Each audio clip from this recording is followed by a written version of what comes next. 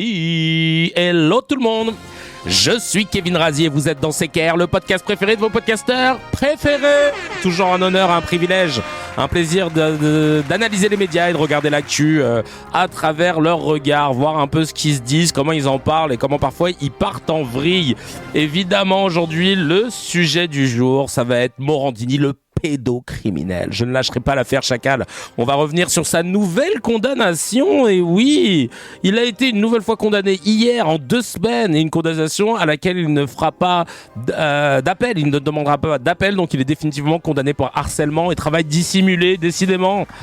Mais évidemment, j'applaudis, mais il n'y aura aucune conséquence pour ce pédocriminel, mais on va faire un pressing offensif, Chacal, et on reprendra tout à l'heure le sujet. En attendant, en tout cas, c'est un plaisir de pouvoir vous revoir pour ce nouvel épisode de CKR. On va voir un petit peu les réactions au dernier, mais avant ça, je voulais vous remercier pour tous les messages que vous avez donnés. Déjà de la force, que ce soit sur Tipeee, et même les petits 1 euro par mois, ils font plaisir, ils donnent de la force. Power to the people, comme diraient les Black Panthers. Plus vous donnez de la force, plus on est libre, indépendant, on peut faire d'autres projets, et surtout on ne subira la pression de personne. Parce que c'est vrai que beaucoup de gens me disaient, est-ce que tu as perdu des opportunités depuis que tu prends position, depuis que ci, depuis que ça? Je ne sais pas, Chacal, parce que je ne l'ai pas vu frontalement, mais c'est sûr que... En tout cas, je sais qu'il y a une partie des personnes qui peuvent me suivre et qui viennent de ce petit milieu du spectacle et de l'audiovisuel qui doivent se dire Kevin il a pété un plomb de ce qu'on a pu me rapporter par des potes, juste parce que en fait ils sont pas en accord avec la façon dont je parle de certaines choses, mais qu'à cela ne tienne, moi je me regarde dans un miroir chaque matin, je me trouve très beau et surtout j'ai pas de mal à me regarder à part quand je grossis et je dors sur mes 2 oreilles. Donc en vérité, c'est ça qui compte. En fait, si tu veux savoir si tu es sur le bon chemin ou pas, tu écoutes ton cœur et tu vois s'il est serré ou s'il est apaisé. Et le cœur ne ment pas et moi je suis apaisé. En tout cas, c'est vraiment...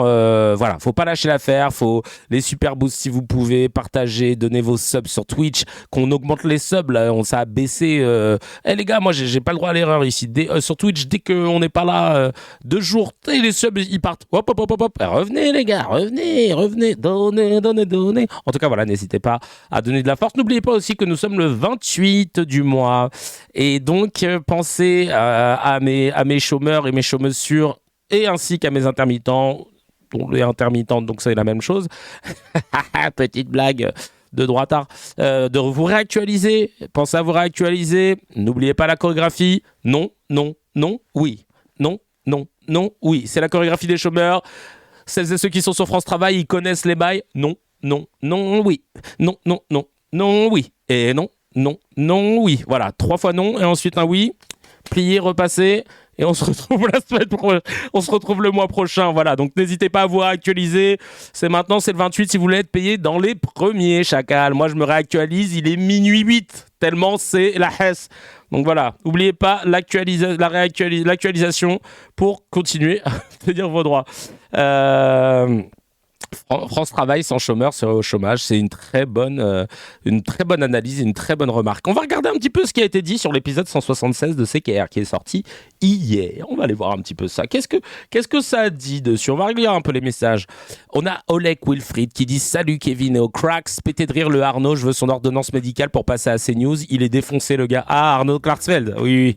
Laisse tomber la 800. D'ailleurs, j'ai appris par rapport à l'épisode que j'ai fait hier sur Arnaud Klarsfeld, j'ai lu ce matin là sur France Info dans le petit bandeau que le Conseil d'État dont il fait partie est en train de faire une commission pour pouvoir le sanctionner par rapport à ses propos sur la rafle. Alhamdoulilah, merci d'avoir réagi. Oh my god, merci pour le sub. Ah, il y a des gens qui ont sub là. Oh, merci de me le dire, désolé parce que moi j'ai une interface qui ne me permet pas de savoir. Merci pour le sub. Merci de me le dire, désolé parce que moi j'ai une interface qui ne me permet pas de... Désolé, on était en double. Merci beaucoup, merci pour le sub, merci pour la force. Attention Arnaud, fais gaffe la prochaine fois. Oui, ça va être ça la sanction. Ça va être oh pop pop pop pop. Tut. Il y a ouais, donc je disais il va être, voilà, on va voir ce que ça va donner. Bref, le vrai Ilben qui dit la cuve à vieux pipi, tu m'as tué Kevin, j'en peux plus, faut que je trouve Laurent Nunez pour me soulager, force à toi. Oh, meilleure vanne, bravo à toi Ilben. Et ouais, l'autre il m'a vénère et vous allez voir qu'il en a sorti d'autres, Laurent Nunez, on va voir. Clarksel fait partie du Conseil d'État, Chacal. Mais oui. Il y a Young Nordic qui dit je suis de Liège, en Belgique, et je confirme le début de la vidéo. Depuis que j'ai découvert la politique française, j'ai arrêté South Park. Putain, c'est triste, hein, mais c'est le jeu. Nous sommes les États-Unis d'Europe. Mohamed Ifi nous dit salam, salut, toujours au top, et pour la crackserie et pour les cracks. Merci à vous. Un plaisir de te revoir et de partager tes lives. Et ben oui, ça fait plaisir. Merci beaucoup à toi de suivre et à toutes celles et ceux qui nous suivent. On est ensemble et on passe tout de suite à la petite news HMD.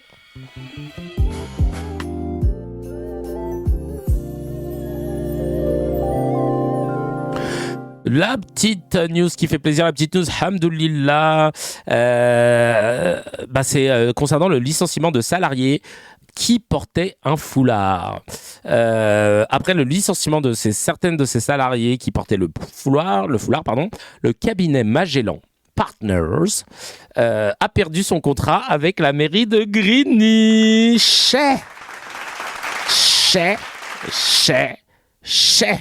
Voilà. On aime. Bien fait. Voilà. Contrat avec Grigny perdu. Je vais vous lire un peu l'article. En décembre 2025, c'est Street Press qui avait révélé que le cabinet de conseil français Magellan Partners avait licencié au moins 2 salariés portant un foulard en raison d'une nouvelle clause de neutralité dans son règlement intérieur. Et là, déjà, c'est ça qui me turlupine. C'est-à-dire qu'à la base, ces employés avaient été embauchés avec leur voile. Et d'un coup, on veut une clause de neutralité. Mais alors, pendant toutes ces années, ça te dérangeait pas qu'elle le portait? Qu'est-ce qui fait que d'un coup, en fait, le foulard Et c'est là que tu vois que le milieu privé, et aussi d'ailleurs public, on l'avait vu avec la PHP, subit une pression de l'ambiance générale. Parce que c'est pas normal que d'un coup, ils se décident de dire non, on veut plus voir de signes religieux. Mais qu'est-ce qui te turlupinait plus aujourd'hui qu'avant? Qu'est-ce qui a changé dans la boîte? Qu'est-ce qui fait que d'un coup, la vision de ces personnes qui portent un foulard ne t'est plus digeste par rapport à avant? C'est un truc de ouf, hein. Même Apple a des meufs voilées. Ben non, mais c'est vrai, les racelars avant le scorpion. Et c'est ça qui rend ouf. C'est ça qui rend ouf, en fait. Donc, nouvelle clause de neutralité dans le règlement intérieur, ce qui avait été inventé par la PHP. Bah non, mais c'est les nouvelles règles et tout. Mais pourquoi elles ont été votées, ces nouvelles règles? Qu'est-ce qui fait que d'un coup vous êtes réveillé concernant ce sujet? Donc en fait, je vous dis, hein, le travail de fond que fait l'État et surtout les médias, il gangrène la société parce que les gens suivent bêtement, omnubilés par cette menace frériste, invisible, cette soi-disant augmentation du nombre de voiles de partout, de la pratique, de la religion. Ouais, mais chacal, doucement, on confond pas tout en fait. En France, on a le droit de pratiquer sa religion, on a le droit de mettre ce qu'on veut sur sa tête, à part si tu bosses tu es représentant du service public pour de la neutralité, ce que je trouve totalement débile. C'est pas parce que tu bosses pour le service public que t'as pas une identité, chacal. Mais bon, bref, ça c'est un autre débat. Évidemment, ils se cachent tous derrière cette loi de la laïcité qu'ils ont galvaudée, hein, on va pas se mentir. Donc tiens, Kadina, tu as une source de ce que tu dis? Elle nous dit le 115 a viré toutes les meufs voilées alors qu'elles répondaient au téléphone aux sans-abri, il n'y a pas d'accueil du public. Au télé, aux sans-abri, c'est une dinguerie. Donc là, il y a une autre salariée qui a également été licenciée, après avoir contesté la légalité de cette mesure. T'imagines? Je suis pas d'accord avec cette mesure, on va te dégager. On n'est pas dans un pays démocratique, on peut pas discuter. Quelques jours après notre enquête, donc c'est Street Press qui parle, Street Press, la mairie communiste de Grigny 9-1, Grigny la grande bonne, la tête de a décidé de mettre fin à ses liens contractuels avec Magellan Partners alors qu'une mission arrivait à son terme et qu'une nouvelle devait reprendre. Bien ouais. Ancienne du SAMU social, je confirme pour le 115 de Paris. Merci beaucoup pour la confirmation directe, nette et précise. Tant que les médias nous disent Casey, Mada 972, tant que les médias garderont l'idée que voix l'égale soumission à l'homme et non voix l'égale soumission à Allah, ça va continuer. Oui, ben, ça les arrange de manipuler un petit peu la perception qu'on pourrait avoir du voile. En raison de la lutte contre les discriminations et contre l'islamophobie, la ville de Grigny ne peut s'inscrire dans des pratiques ou des positionnements contraires aux principes des positionnements contraires aux principes républicains. Extrait de la réponse de la municipalité dirigée par le maire Philippe Rio, PCF, à Street Press le 13 janvier. Bravo, bro! Contacté au sujet de la perte de ce contrat public, le PDG de Magellan Partners, Didier Zetoun, rétorque que le nouveau règlement intérieur du cabinet respecte en tout point les exigences légales. Mais t'étais pas obligé de le faire, Chacal. Pourquoi tu t'es dit d'un coup que t'allais être dirigé comme si t'étais la mairie, frère? Il ajoute que notre enquête comportait de nombreuses affirmations diffamatoires sans préciser lesquelles et nous informe avoir saisi son avocat en vue d'une procédure judiciaire contre Street Press. Bah essaye. De leur côté, les salariés licenciés, Léna et Marois, des prénoms qui ont été modifiés, ont été reçus à l'Assemblée nationale le 17 décembre 2025 sur invitation des députés de la France Insoumise Farida Amrani, Nadège Abomangoli, Adrien Clouet et Sandrine Nosbé. Ce qui m'a mis hors de moi, c'est qu'elles ont été embauchées avec leur voile. On n'avait rien à leur reprocher professionnellement. Et parce qu'il y a un climat islamophobe au niveau national, c'est ce que je vous disais, l'entreprise a décidé de changer les règles du jeu. Ça, c'est Farida Amrani, députée LFI de l'Essonne, à l'initiative de la rencontre, qui témoigne. Et on est totalement d'accord. C'est exactement ce qui s'est passé. C'est pas parce que c'est légal que c'est moral. Exactement, la petite Carolo. Et c'est ce que j'essayais d'expliquer à un pote à WAM, avec qui on a eu un gros débat sur le port du calot, tu sais, pour certaines infirmières dans l'hôpital public. Et il disait oui, mais on doit appliquer les règles et tout. Oui, mais c'est pas parce qu'en fait on doit appliquer les règles que c'est forcément des règles morales. Moi, par exemple, mon beau-frère, il est policier municipal. Et à l'époque du Covid, il avait une mission, enfin post-Covid, post-confinement, pardon, c'était de vérifier les passes vaccinaires, comment on dit déjà, passes vaccinaires. J'ai plus le mot, wesh, qu'est-ce qui m'arrive? Passe vaccinal. Oui, c'est passe vaccinal, je suis fatigué. Les passes vaccinaux. C'est le mec il sait plus parler. Je sais pas, il y a des trucs comme ça. Les passes sanitaires, voilà, comme ça on est tranquille.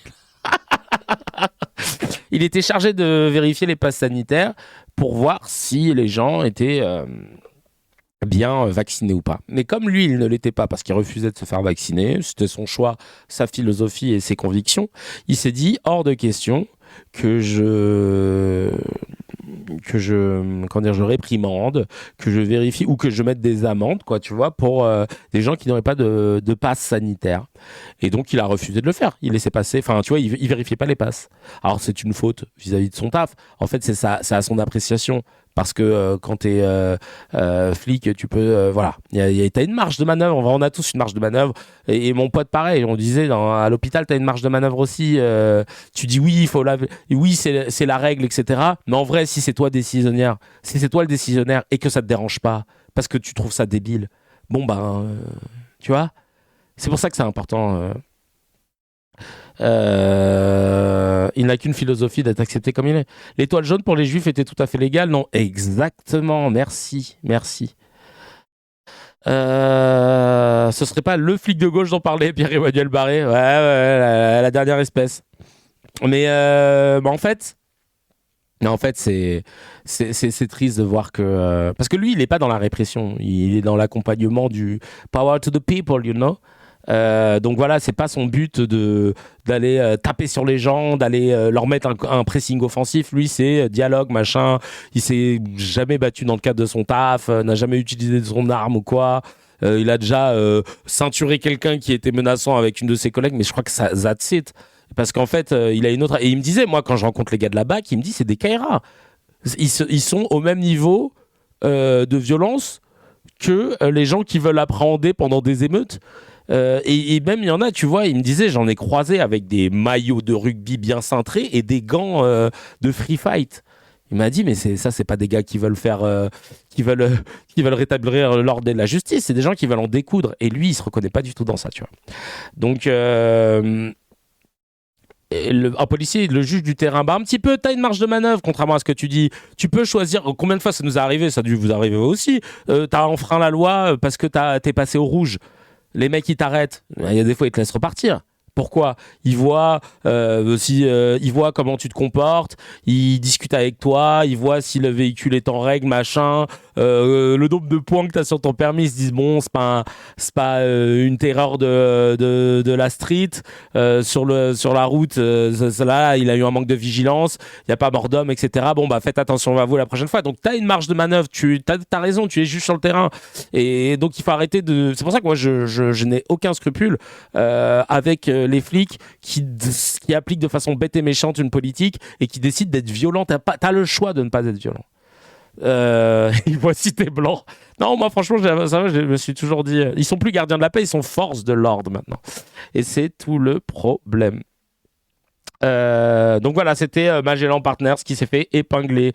En Angleterre, j'ai vu des femmes voilées directrices de banque et des chefs de police de service des hôpitaux. Elles managent des équipes parfois de 150 personnes. Je peux vous assurer qu'elles sont loin d'être des femmes soumises. Mais oui, mais bien sûr, bien sûr. C'est pour ça que vraiment c'est insupportable de voir la façon dont ils essayent d'instrumentaliser leur fonction pour se permettre et légitimer de la violence, se permettre de légitimer de la xénophobie, du racisme, de l'islamophobie et toutes ces choses pas très jolies. Allez, on passe au Mezzé tout de suite.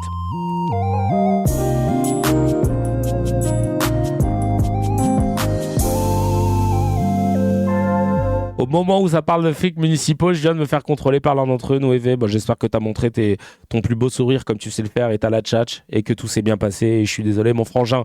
Les médias et les petites news à partager entre amis, en famille, à la machine à café. Comme ça, vous pourrez en papoter après avec vos proches et débattre si besoin. Alors, qu'est-ce qu'on a là ?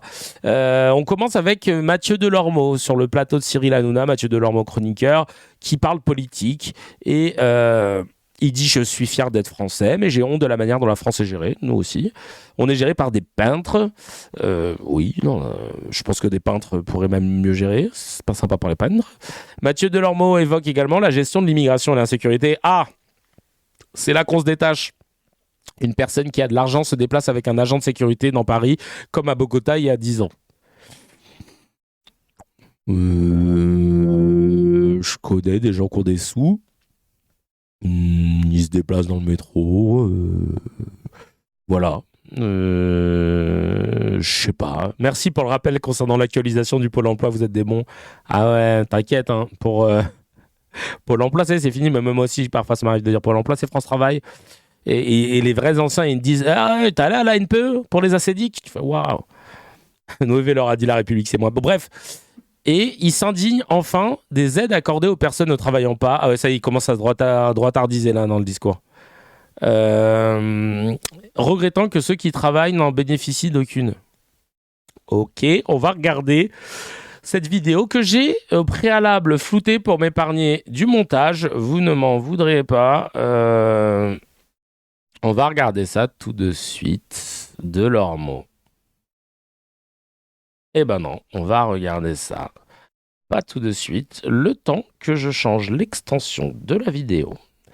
Parce que je ne l'avais pas fait. On regarde tout de suite. Est-ce que vous êtes fier d'être français ? Oui, mais en même temps, moi je suis fier d'être français, mais j'ai honte de la manière dont la France est gérée. Tu vois, donc c'est un peu compliqué aussi. Tu vois. Voilà, tu comprends. Et tu peux être fier d'être français sans avoir la haine de la diversité, de l'étranger, des autres pays, etc.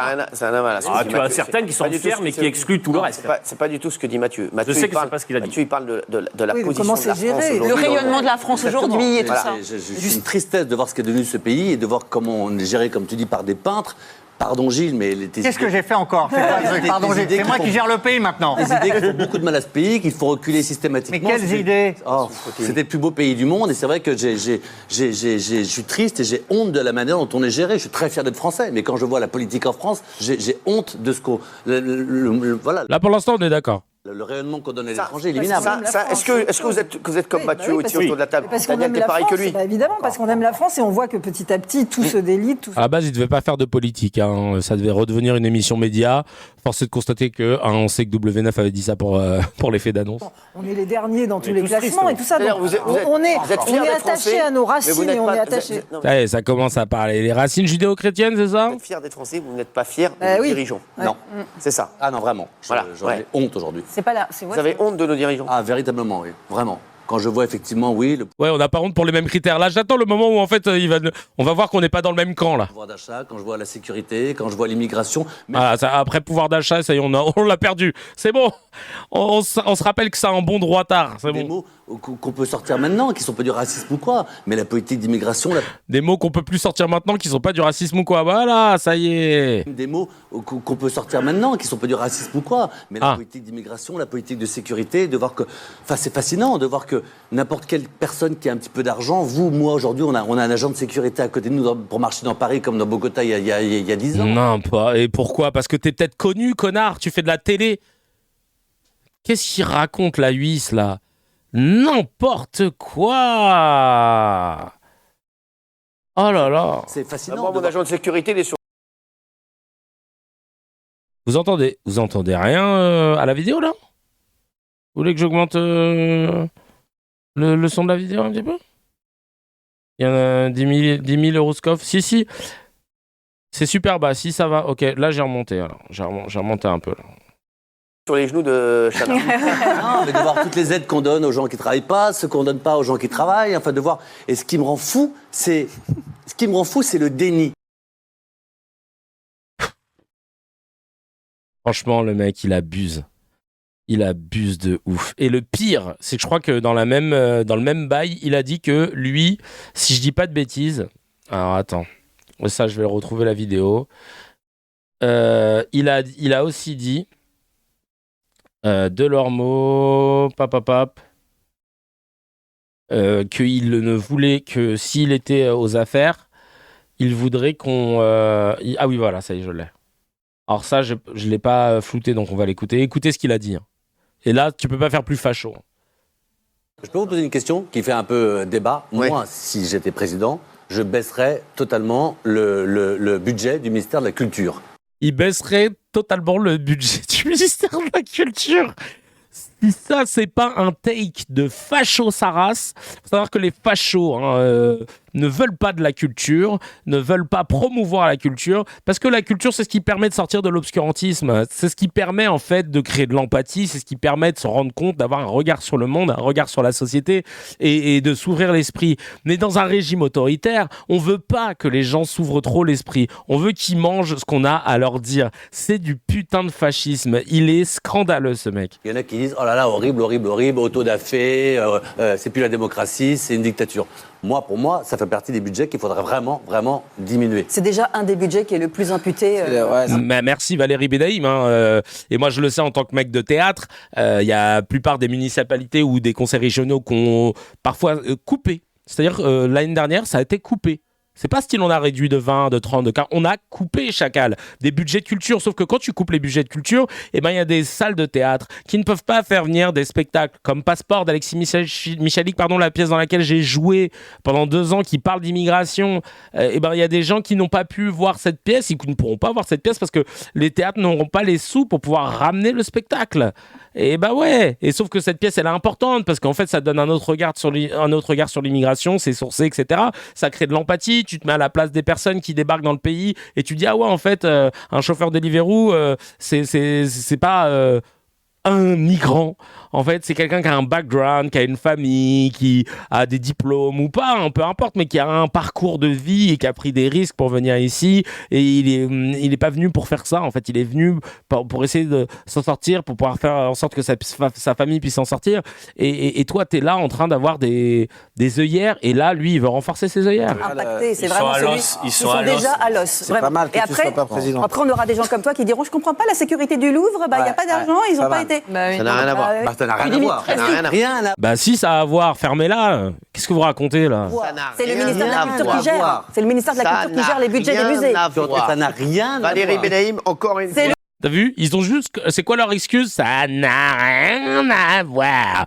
Ils n'ont pas d'argument. Ça n'a rien... Une énorme connerie. Énorme connerie. Une énorme connerie. Ça n'a rien à voir, Valérie Benaïm. Vous dites d'énormes bêtises. Il te manque à Haroun? J'ai pas compris. C'est une question, une C'est de affirmation? quoi veut parler Mathieu Delormeau? Oui. Mathieu Delormeau. En fait, je vais vous dire. Et je vais vous dire encore une fois, merci de t'en prie. c'est à moi, Mathieu. Je vais vous dire. Qu'est-ce qu'il va nous dire? C'est pas ça. C'est que la culture. Ouais.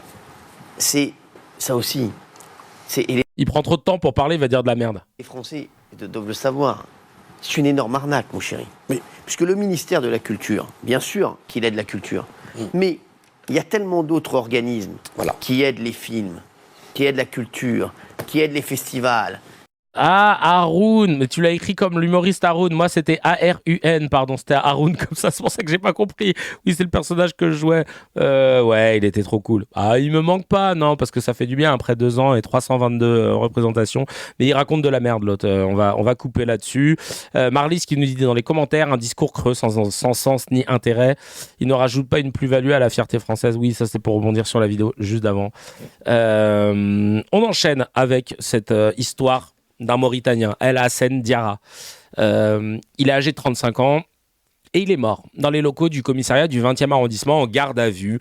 Aux fenêtres du foyer en tôle, quelques visages se dessinent, ceux des résidents qui ont peur de sortir désormais car les 2 policiers ayant interpellé El Hassen Diarra sont toujours en exercice. Ça n'arriverait pas en Belgique par exemple.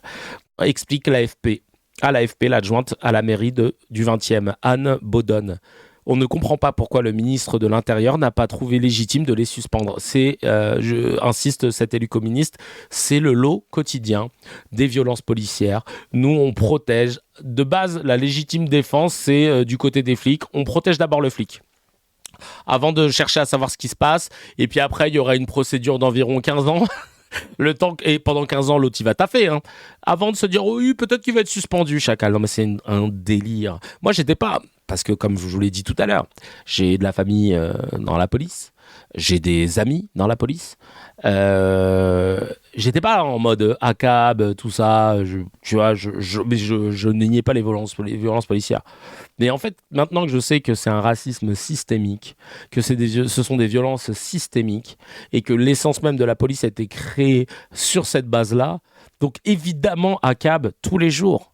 Évidemment ACAB tous les jours, parce qu'en fait c'est systémique, et c'est pas parce que tu connais un flic comme moi, je peux connaître un flic ou 2 ou 3 flics qui sont gentils que tu diras pas ACAB. C'est exactement la même chose que le not all men machin. Non, c'est pareil, tout le monde fait partie du problème à partir du moment où tu es dans ce système là, à partir du moment où tu as fermé les yeux à quelques reprises, à partir du moment en fait où tu ne l'as pas confronté, et c'est ultra important. Donc oui, 13-12. Et tu oublies les cagnottes pour ces 2 braves policiers, évidemment. Putain, non mais c'est dingue. Donc évidemment que les gens sont en colère, évidemment ACAB tous les jours. Mais ACAB dans ce sens-là, dans le sens c'est systémique, chacal, il n'y en a aucun qui pourra changer le système tant qu'il ne sort pas de ce système ou qu'il ne le confronte pas. Mais s'il le confronte, il a les syndicats sur le dos, il va se manger des coups de pression. Les syndicats de police sont trop puissants, chacal. Donc en fait c'est ça, on a la ice ici. Je vous ai dit, la France se croit trop haute. La France se croit trop au pays des droits de l'homme. La France se croit trop à l'avant-garde comme elle a pu l'être parfois jadis. Mais c'est qu'un pays qui a une histoire de merde, ok ? Une histoire où ça éborgne des manifestants, ça coupe des mains, ça tue des jeunes, où ça jette des Algériens dans la Seine, si je veux même remonter à quelques décennies plus tôt. Et en fait, notre histoire, elle n'est pas glorieuse. Ça respecte pas les référendums, ça respecte pas les votes aux législatives anticipées. C'est un pays qui est antidémocratique en tout point, qui est une oligarchie où en fait on fait tout en faveur des plus riches. Parce qu'on apprend quoi? Que les ultra riches ne payent moins d'impôts que nous, que la classe populaire. Tu dis mais attends, il y a un problème. Et en plus de ça, il y a des médias qui le possèdent et qui nous bassinent tous les jours pour nous dire ouais non mais attendez, les riches, si on les taxe, ils vont partir. Et tu dis mais on est où en fait? On est dans un pays de souris dirigé par des chats. Donc en fait, tous les jours, ils votent, ils choisissent ce qu'ils vont faire, ils choisissent leur sujet pour savoir comment ils vont niquer le reste de la population. Et on peut pas l'accepter, ça, frère. On peut pas l'accepter. Donc évidemment, et toutes les institutions commencent à être au pas et à suivre ce mantra-là. On a un pays de merde. On a un pays de merde au vu des yeux des étrangers. On est les méchants et les teubés de l'histoire et les méchants de l'histoire pour d'autres. Donc vraiment, il faut qu'on redescende et qu'on se calme un peu en tant que Français. Et là, je m'adresse à tous les éditorialistes et tous les journalistes et tous les politiques qui parlent dans le pays. Il n'y a rien de glorieux à dire côté français aujourd'hui. Parce qu'on est putain d'arriérés à checker la longueur d'une robe pour savoir si c'est une robe perçue comme islamiste ou pas. À checker donc, à faire du délit de faciès. Non, chacal. On est un pays de connards, faut dire les termes. On a un pays de connards, de fascistes. On est un pays totalement zinzin. Et les quelques fiertés qu'on pourrait avoir sont noyées dans toute cette cuve à pisse de fascisme, de cette cuve à pisse réactionnaire, noyée comme ça dans tout ce qu'on peut faire de plus crasse dans le monde. Et ben nous aussi on le fait. C'est facile de dire ouais, t'as vu les Russes, ils ont empoisonné un tel, t'as vu les Nord-Coréens, il a lâché les chiens sur son oncle, les malades, t'as vu, mais Chacal, tu crois que nous quoi? Tu crois que nous on est mieux? Chacal, doucement un peu.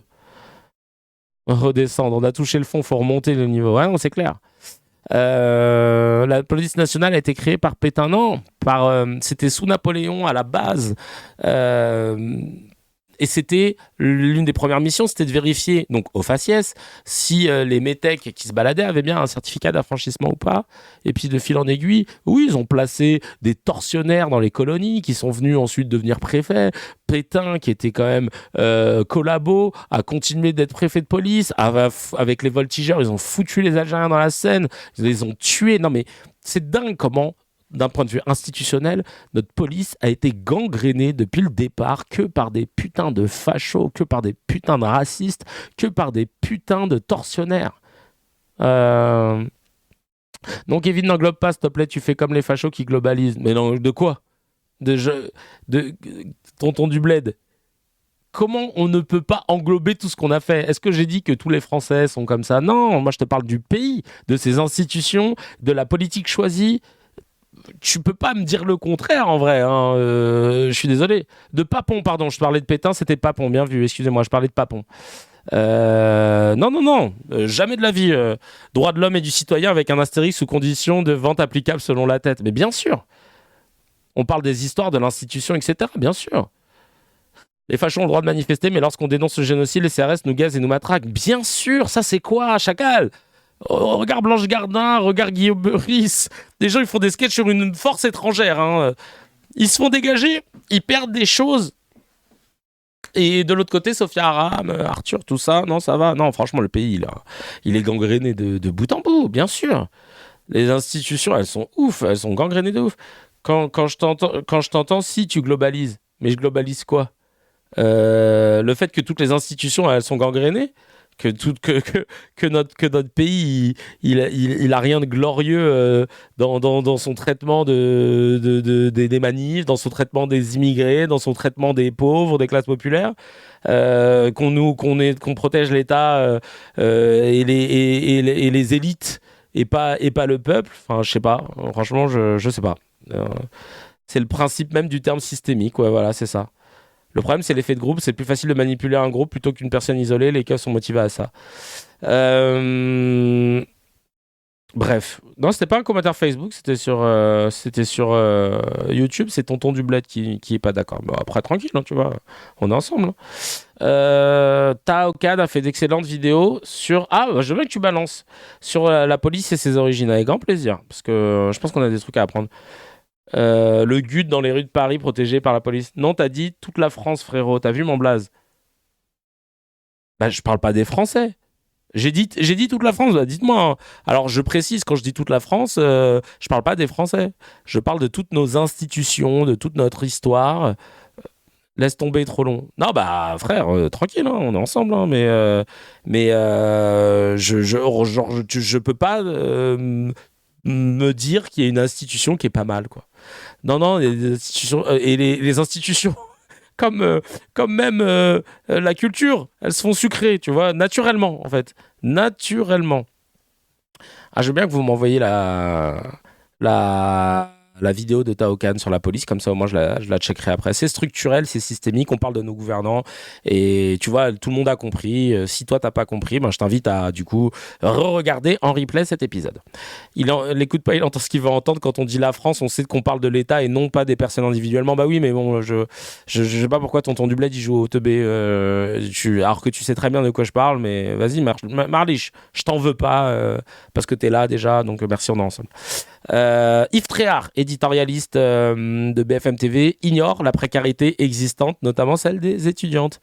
Allez, c'est parti, on va regarder cette vidéo. Il est malade, lui. Hein. Avec vous, je vais vous dire, ça va se terminer qu'il y aura des gens qui seront encore plus pauvres, il y aura la soupe populaire, c'est comme ça que ça va se terminer. Mais monsieur Tréhin, c'est déjà le cas. Mais non, c'est pas le cas du tout. Donc là, on a déjà une centaine d'études. Le mec, il connaît pas son pays. Mais non, c'est pas le cas du tout. Bah, tu vois, tonton du bled. Théma, les gens qui parlent à la télé, parce que Yves Tréhard, lui, il est en poste fixe. Hein, et lui, il te dit ça. Et à heure de grande écoute. Hein. Bon, Dieu merci, le journal de l'Alsace, ils font le taf. Bien sûr que les gens se sentent. Donc là, on a déjà une centaine d'étudiants qui sont dans la file d'attente. On s'est malheureusement habitués. Et ce soir, on a un peu plus de 400 étudiants qui sont inscrits. On organise des distributions tous les jours dans toute la France. On a une vingtaine de lieux de distribution et beaucoup d'inquiétudes à être en capacité de faire face à l'ampleur de la demande. Récupérer un panier alimentaire pour essayer d'avoir de quoi manger cette semaine. On est le pays, madame, le plus redistributif du monde. Où la pauvreté, ça du monde, voire de la galaxie, madame. De la galaxie. J'ai des amis. J'ai des amis qui sont sur Mars. Demandez-leur, si on redistribue. Accentué ces 10 dernières années, monsieur Tréhard. 4% de la population de la France métropolitaine, soit 9,8 millions de personnes. Un chiffre jamais atteint depuis 30 ans. La soupe populaire, allez en Grande-Bretagne, allez en Allemagne, Yves, vous pouvez pas mettre de côté les 10 millions de pauvres. Non mais lui, tu vois, quand t'es privilégié, comment tu vois pas ? Tu t'attaches à des stats sortis de ton fiac et tu veux pas écouter évidemment les économistes ou les sociologues ou les démographes qui vont dire ouais, chacal, on a étudié un petit peu. C'est facho très rare en même temps. Ouais, là on est d'accord, tonton du bled. I five you. Le tutoiement révélateur, je te jure. Tranquille qui dit j'en ai marre de nous sentir déniés par ces étrons en cravate. Pas moi, hein. Mais je suis d'accord.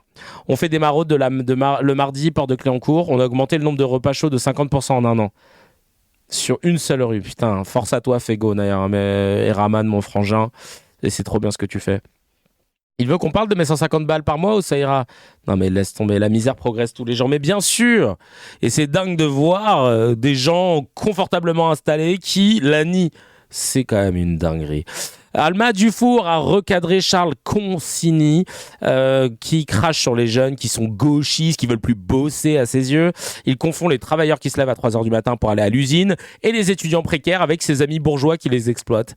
Bah oui, parce que si tu penses à tes jeunes qui veulent plus travailler, des jeunes fils à papa qui sont blindés, qui se disent « Oh, j'ai envie de faire des études d'architecte. Non, finalement, papa, je veux faire commerce.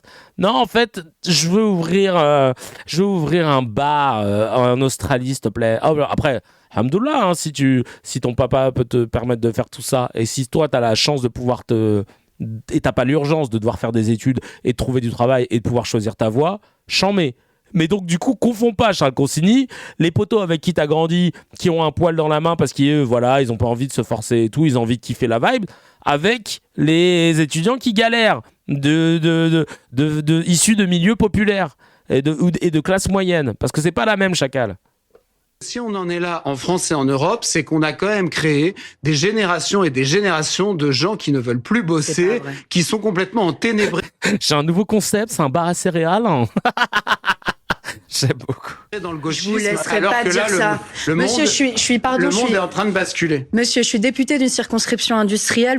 Franchement, vous faites honte aux habitants de ma circonscription qui se lèvent tous les jours, qui font les 4, les 3-8, qui se lèvent à 3h du matin pour aller bosser. Moi, je parle des jeunes qui bossent dans les institutions européennes. Je parle des jeunes qui bloquent Sciences Po. Mais le mec, il parle de qui ?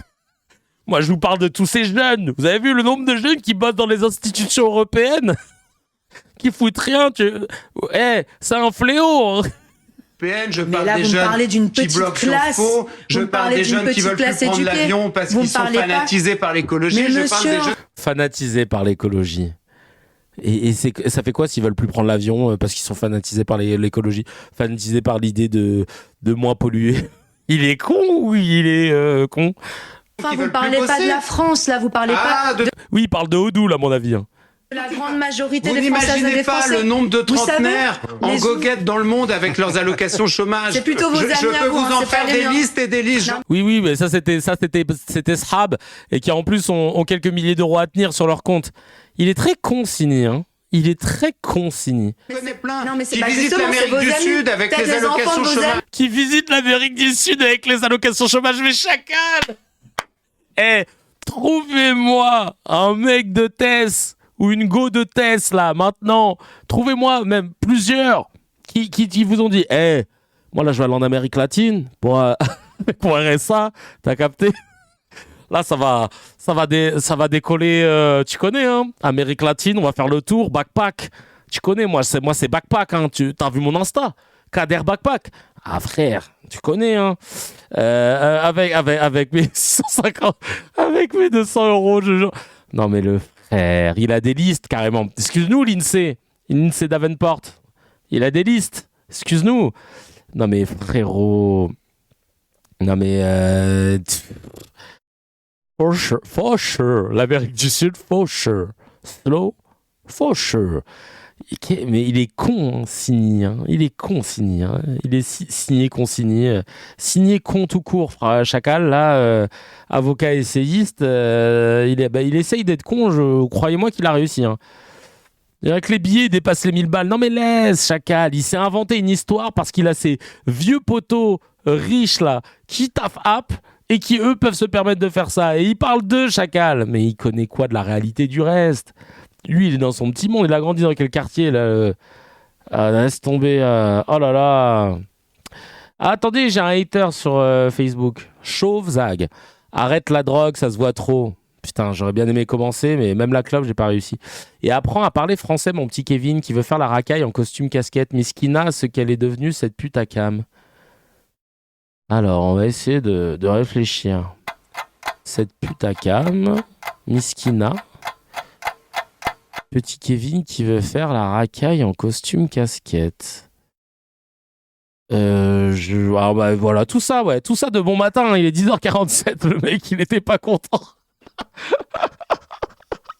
Oh, il est pas content, hein. De bout en bout, hein. L'outfit, moi je trouve que j'ai un beau teint pour quelqu'un de drogué, hein, franchement. C'est pas YouTube, c'est Facebook. C'est vraiment, envoie-le nous, on le termine. Bah allez, sur Facebook, il est là. Il chauve Zag, il est pas content là. De bon matin, il s'est dit oh là là, je vais regarder son contenu, je vais me taper là au moins 20-30 minutes. Demande-lui en 3 mots, je pense qu'on peut trouver ce qu'il veut dire. Ouais, grave. Dis-nous le fond de ta pensée, chauve. On veut savoir de quoi, ce que tu penses de moi. La pute à cam, hein, comme tu le dis, bonjour d'abord. Non, moi c'est vrai déjà, frérot, tu dis bonjour, enchanté, tu es une pute à cam. Non, Nour, je te connais, toi. Envoie-le-moi vite fait. Non, mais tranquille. C'est Chauve Zag. Chauve Zag, tranquille. Alors ensuite, on enchaîne avec Bardella. Bardella qui nous a dit quoi? Il siège donc en théorie en commission des affaires étrangères. Et Darius Rochebin l'interroge donc sur ce qui devrait être sa zone de confort, parce qu'il siège en commission des affaires étrangères au Parlement européen. Et là, c'est le drame, Chacal. 20 000 lieues sous les mers. Alors, on ne pourra pas voir ces mouvements de teuté gênés et tout, parce que, encore une fois, je me suis facilité la tâche pour pas être striké. Et j'ai flouté la vidéo en avance. On regarde. Donald Trump est partout. Il est là. On voit bien à quel point il habite la politique internationale. Parfois avec un certain nombre d'idées que vous partagez, on en reparlera, et parfois contre. Vous dites souvent, en termes de rivalité des puissances, on y est. Et ce soir, il ouvre les hostilités. Alors sur le champagne, sur les produits alcoolisés, il menace d'imposer très rapidement des droits de douane de 200%, alors quand il tape, sur vin, champagne et produits alcoolisés venant de France et d'autres pays de l'UE. Comment réagir ? Oui, c'est normal que la vidéo soit floutée parce que, comme je vous l'ai dit, ça, c'est des vidéos qui vont être strikées quand je vais mettre sur YouTube. Donc, je me facilite le taf. Désolé pour le confort du regard. Je floute en amont les vidéos dont je sais qu'elles vont être strikées, quoi. Il faut que l'Union européenne comprenne maintenant. Donc là, en fait, la question, c'est on revient, Darius Rochebin qui parle de Trump et du fait qu'il veut prendre le Groenland. Les produits alcoolisés venant de France et d'autres pays. Et qui veulent augmenter les taxes pour la France si la France ne les suit pas sur cette affaire. De l'UE. Comment réagir ?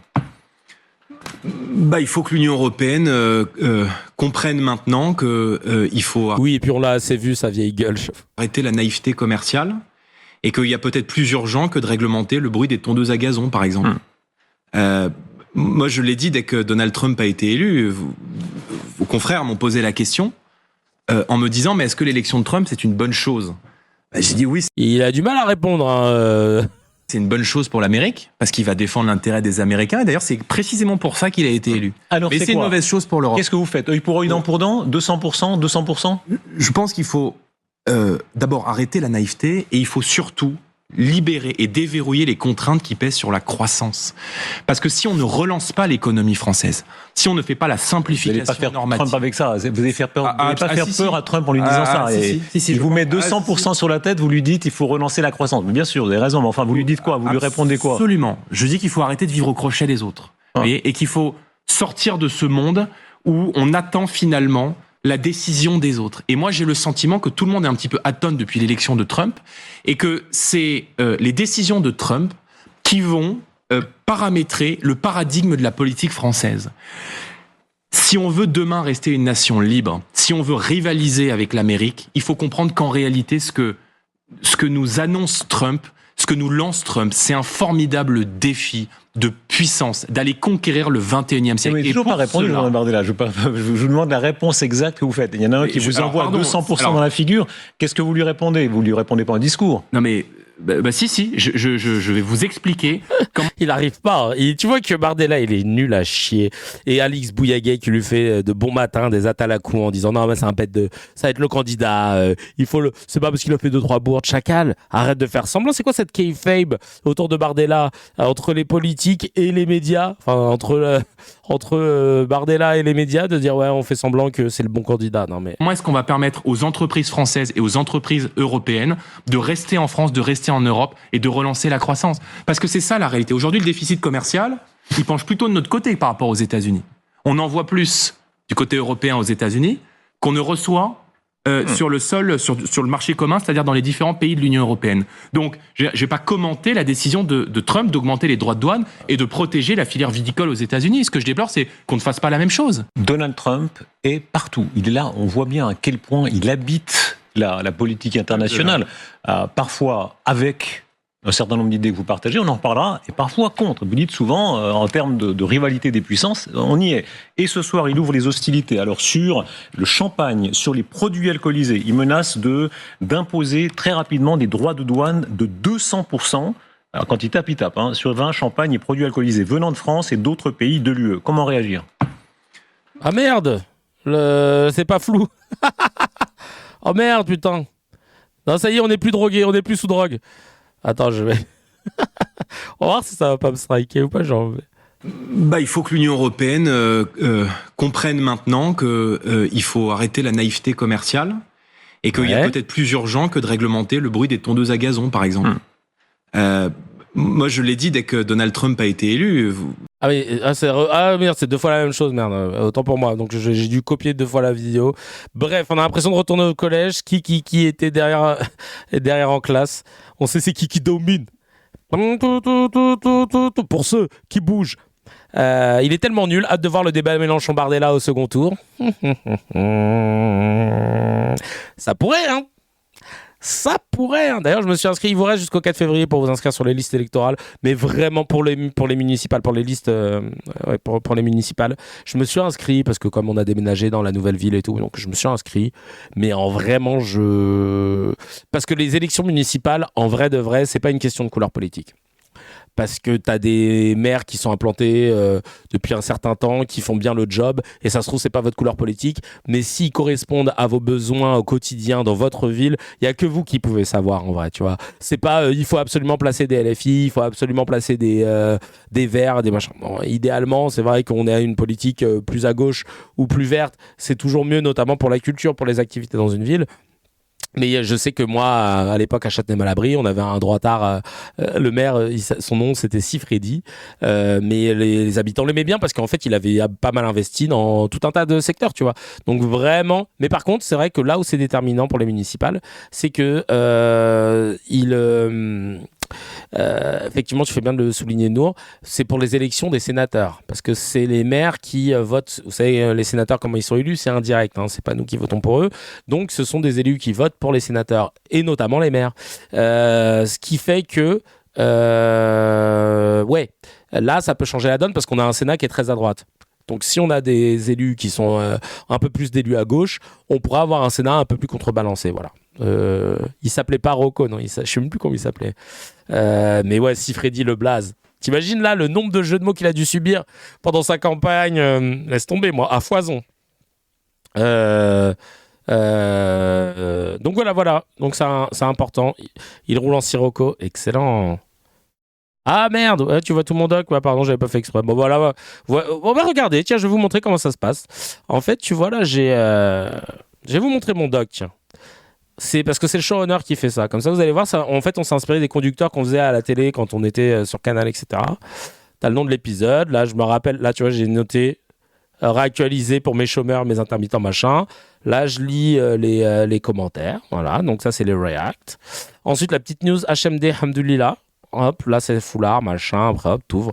En fait, après, nous, notre délire, c'est quoi? Bon, la vidéo de Lormos sur le bureau, c'est parce qu'elle était sur mon bureau d'ordi, je l'ai fait glisser. Et parfois, en fait, sinon, c'est directement, hop, je clique ici et ça m'envoie ici. Et après, j'ai juste à faire glisser la vidéo du Telegram parce que j'ai l'appli Telegram qui s'ouvre sur mon truc. Et hop, il y avait une vidéo sur ça. Merde, j'ai oublié de vous la montrer. C'était à cause de Tonton du Bled, il m'a sorti du truc. Et hop, je glisse la vidéo. La semaine dernière, Laurent Nunez, un homme de 35 ans, El Hassen Diarra, est mort dans un commissariat à Paris où il avait été placé en garde à vue. L'avocat de sa famille, dénonce des violences policières et il s'appuie notamment sur une vidéo sur laquelle on distingue un policier à genoux qui semble lui donner des coups de poing alors qu'il est plaqué au sol. Une information judiciaire a été ouverte dans cette affaire pour violence volontaire ayant entraîné la mort. D'après les premiers éléments, avec quelques jours de recul maintenant dont vous disposez, est-ce que c'est une bavure policière? Non, en fait, je l'ai dit hier à l'Assemblée nationale en répondant à une question d'actualité. Hein. Non, on peut pas parler de bavure hein, parce qu'on n'en parlera jamais. De manière très, très calme. Il y a eu une interpellation effectivement de monsieur Diarra dans la nuit du 14 au 15. Il est décédé, évidemment, c'est un drame. Et vous confirmez qu'il y a bien des coups qui ont été portés. Laissez-moi terminer. Voilà. La personne a été interpellée, donc il est trouvé en possible. Il avait de faux papiers, il a refusé la palpation. L'interpellation s'est faite dans les conditions qu'on voit sur une vidéo qui a été filmée par un particulier. Il a été conduit ensuite au commissariat où il a fait un malaise, il est décédé voilà. Donc il y a un rapport d'autopsie, hein. L'IGPN a été saisi, le parquet est saisi. Et le rapport d'autopsie, alors, il dit quoi? Le parquet a communiqué un certain nombre d'éléments. À date, on ne connaît pas les causes de la mort. Il y a des investigations, enfin des analyses complémentaires qui ont été demandées, qui nous permettront de faire toute la lumière sur cette affaire. Est-ce que les caméras des policiers étaient activées? Non, les caméras piétons n'étaient pas activées. On a une caméra qui est filmée par un particulier à l'extérieur. Et ça, tu te dis pas que c'est chelou qu'il y ait les caméras qui n'étaient pas activées? Faux papier, pourquoi? Parce que personne régularise, putain. Mais oui, je discutais hier avec une personne qui taffe en France depuis un moment. Vous savez depuis combien de temps elle attend son rendez-vous à la préfecture qui n'arrête pas d'être repoussé, etc. Depuis septembre 2023, Chacal. Septembre 2023. Donc elle est dans l'illégalité alors qu'elle taffe uniquement parce que l'administration est lente. Il manque de moyens, lourdeur administrative. Idem, elle me disait qu'il y avait un travailleur qui était en CDI, qui avait son titre de séjour et tout. Pour le renouvellement, ils ont tellement tardé que maintenant, il a perdu son statut. Il ne peut plus être... Enfin, il est payé, genre... le miskin, il s'est fait niquer, il est payé moitié moins. Enfin, bref. Alors, qui montre effectivement que des coups ont été portés. Hein, donc... Et il rebondit pas sur le fait que les caméras piétonnes ne sont pas activées, Chacal. Dis pourquoi, Chacal. Dis-nous. Ça, je ne le nie évidemment pas. En revanche, de là à dire que ces coups ont entraîné sa mort, il y a un pacte dont j'ai dit que il y a une petite musique là en fond, histoire de soutenir. J'ai dit que je ne le franchissais pas. Il faut attendre que la justice fasse son travail, qu'on ait toutes les expertises médicales. Mais le problème, c'est que quand on a le temps d'attendre que toute la justice fasse son travail, etc., tu suspends pas les gars, Chacal. C'est ça qu'on te reproche, c'est que tu ne suspends pas les gars. Tu ne suspends pas les gars. C'est-à-dire que les gars tuent. Ta police, elle tue des gens, d'accord? Dans l'exercice des fonctions, les caméras n'étaient pas activées. Et tu te demandes pas pourquoi elles n'étaient pas activées? Elles marchaient pas ou alors ils les ont pas activées sciemment? Chacal. Ça, tu peux avoir une réponse directe. Il n'y a pas d'enquête. Tu vas prendre les gars, garde à vue, tu leur dis, c'est comment? Ta caméra, pourquoi elle n'était pas activée? Non, elle marchait pas. Pourquoi elle marchait pas? Ok, responsable du matos, etc. C'est grave, c'est une faute. Les caméras, elles doivent marcher. Pourquoi ou alors elles marchaient? Si, moi, elles marchent, les caméras. Alors tu l'as pas activé? Bah, je sais plus. Ok, d'accord, tu mens. Et même allumé comme un Sainte-Soline, il ne voit pas la dérive. Non, mais c'est une dinguerie. Le parallèle avec Ice est déconcertant. Oh, Kiboui de Nazareth, je suis d'accord. C'est une dinguerie comment ils mentent tout le temps à vouloir protéger leurs gars. Il faut arrêter avec ça. Surprotéger la police dans les médias, systématiquement quand il y a des bavures et des violences policières, ça fait que renforcer un sentiment d'insécurité vis-à-vis de la police, un sentiment de défiance. Et ensuite, tu cristallises une haine de la police. Vous entretenez. En fait, c'est vraiment la théorie du bouclier miroir, ma future thèse quand je serai doctorant. Plus une défense est perçue comme excessive ou injuste par rapport à une cause, plus elle entraîne le rejet, non pas de la cause initiale, mais de la défense. Mais le rejet de cette défense est perçu par les premiers comme une attaque encore plus véhémente à leur cause, et du coup il y a une boucle comme ça qui s'installe où ils augmentent encore plus les curseurs, et ben en fait c'est exactement ce qui se passait. Mais vraiment, lui là, t'as vu que la ICE va venir aider durant les JO d'hiver? Ouais mais frère, qu'ils aillent loin en montagne les frérots là. Non mais c'est chaud, on finit avec Kouvapis. La position dans laquelle je me place. Voilà, moi je suis respectueux de l'état de droit, j'attends évidemment d'en savoir plus sur ces faits et connaître les causes exactes de la mort qui au moment où on se parle ne sont pas connues. Donc en tout cas, au moment où je te parle, l'autopsie elle dit qu'il a bien été écrasé au niveau de la trachée, de la carotide, il y a des fractures. Bon, ma foi, il s'est pas fait ça tout seul, le chacal. Hein. Il s'est pas fait ça en faisant le loup de Wall Street. Non, on l'a aidé. Hein. On l'a loup de Wall Streeté, mon frère. Sarah Salman. Pas totalement encore de gauche. Hein. Elle voulait expliquer, pour expliquer les humiliations répétées infligées par Donald Trump au Canada et à l'Europe, elle a déclaré un truc, et c'est là que tu vois qu'elle n'est pas encore des nôtres. Hein. Il y a quand même un monde où Trump pourrait reculer. Il a fait sur le Panama, il a fait sur le Canada qui devait devenir le 51e État américain. Donc tout ça, ça doit nous enjoindre à comprendre que l'Europe n'a pas à se coucher, qu'elle doit... Sarah Salman. Pour humilier quelqu'un dans la durée, il faut que la personne se laisse humilier. Si Emmanuel Macron tapait du poing très fort et envoyait promener Donald Trump dans les mêmes termes, peut-être qu'il le respecterait un tout petit peu plus. Ouais. C'est aussi parce qu'on est habitué à se coucher de façon régulière, que ce soit face à l'Algérie, que ce soit dans différents domaines. Et voilà, tu vois. On croyait... carrément, t'as cité dans la chanson, cousine. Hein. On t'a cité... Sarah Salman, elle est de gauche, pas comme tous... frère, voilà. Merci Sochaga pour les 17 mois. On est ensemble. Qu'il se permet ça. Quand Zelensky a répondu à Donald Trump, on a vu ce qui s'est passé. Je crois pas que ce soit une bonne solution dans le bureau ovale quand Zelensky a osé répondre à Jake écoutez, je pense pas que ce soit une bonne solution dans le bureau ovale. On a vu Zelensky, donc je pense qu'il faut plutôt s'asseoir et il faut plutôt lécher les pieds plutôt que de tenter d'avoir un peu de couilles face à lui. Bolos. Ça faisait longtemps qu'on nous avait pas ressorti l'Algérie, me dit le showrunner, c'est vrai. Chris qui dit elle est repartie dans ses travers, on dirait. Kamel qui dit en plus il ne donne aucun chiffre par rapport à ce qu'il corrobore. Et Catherine Boichat qui dit encore et encore Algérie, foulard. Alors je te jure, c'est fatigant. Allez, on enchaîne. On va avancer un peu. Rachel Kahn. Ça faisait longtemps aussi, hein, Rachel Kahn. Et la phrase est très courte, la vidéo est très courte. Accrochez-vous, soyez attentifs. Je vous laisse 3 secondes pour pouvoir vous préparer. Parce que c'est court, c'est intense. Vous allez voir la connerie qu'elle vient de dire. C'est parti. J'aime beaucoup la royauté, moi. Ok, parce que tu suis les chroniques de Bridgerton, tout ça, il n'y a pas de souci. J'aime beaucoup la hiérarchie. Ah, d'accord, donc tu aimes bien l'idée qu'il y a des gens qui dominent d'autres et qu'il y a des classes dominantes et des classes dominées. Ok, en même temps tu es sioniste et visiblement les Palestiniens c'est pas ton dos, donc pour le coup c'est vrai que ça a du sens. Ça a du sens, pour l'instant elle est cohérente. Et regardez ce qu'elle rajoute, cette marbrée là. Mm-hmm. L'égalitarisme me fait vraiment beaucoup de peine. Ouais. L'égalitarisme me fait vraiment beaucoup de peine. Mais complètement merboula, celle-là. Hein. Tous ces mots en isme là, un peu particuliers. Tous ces mots en isme, elle a gêné l'autre. Oui, le palestinisme aussi. L'égalitarisme. L'égalitarisme. Alors, c'est quoi l'égalitarisme? On va regarder la définition. Je vais choisir le Larousse. L'égalitarisme. Doctrine professant l'égalité absolue entre les hommes et les femmes et cherchant à la réaliser dans les faits. On associe souvent à cette doctrine le nom de Babeuf. Donc elle est contre ça, elle. Donc elle aime la hiérarchie et les bottes bien serrées. Non mais c'est dangereux ce qu'elle a dit. Hein. J'apprécie l'inégalité.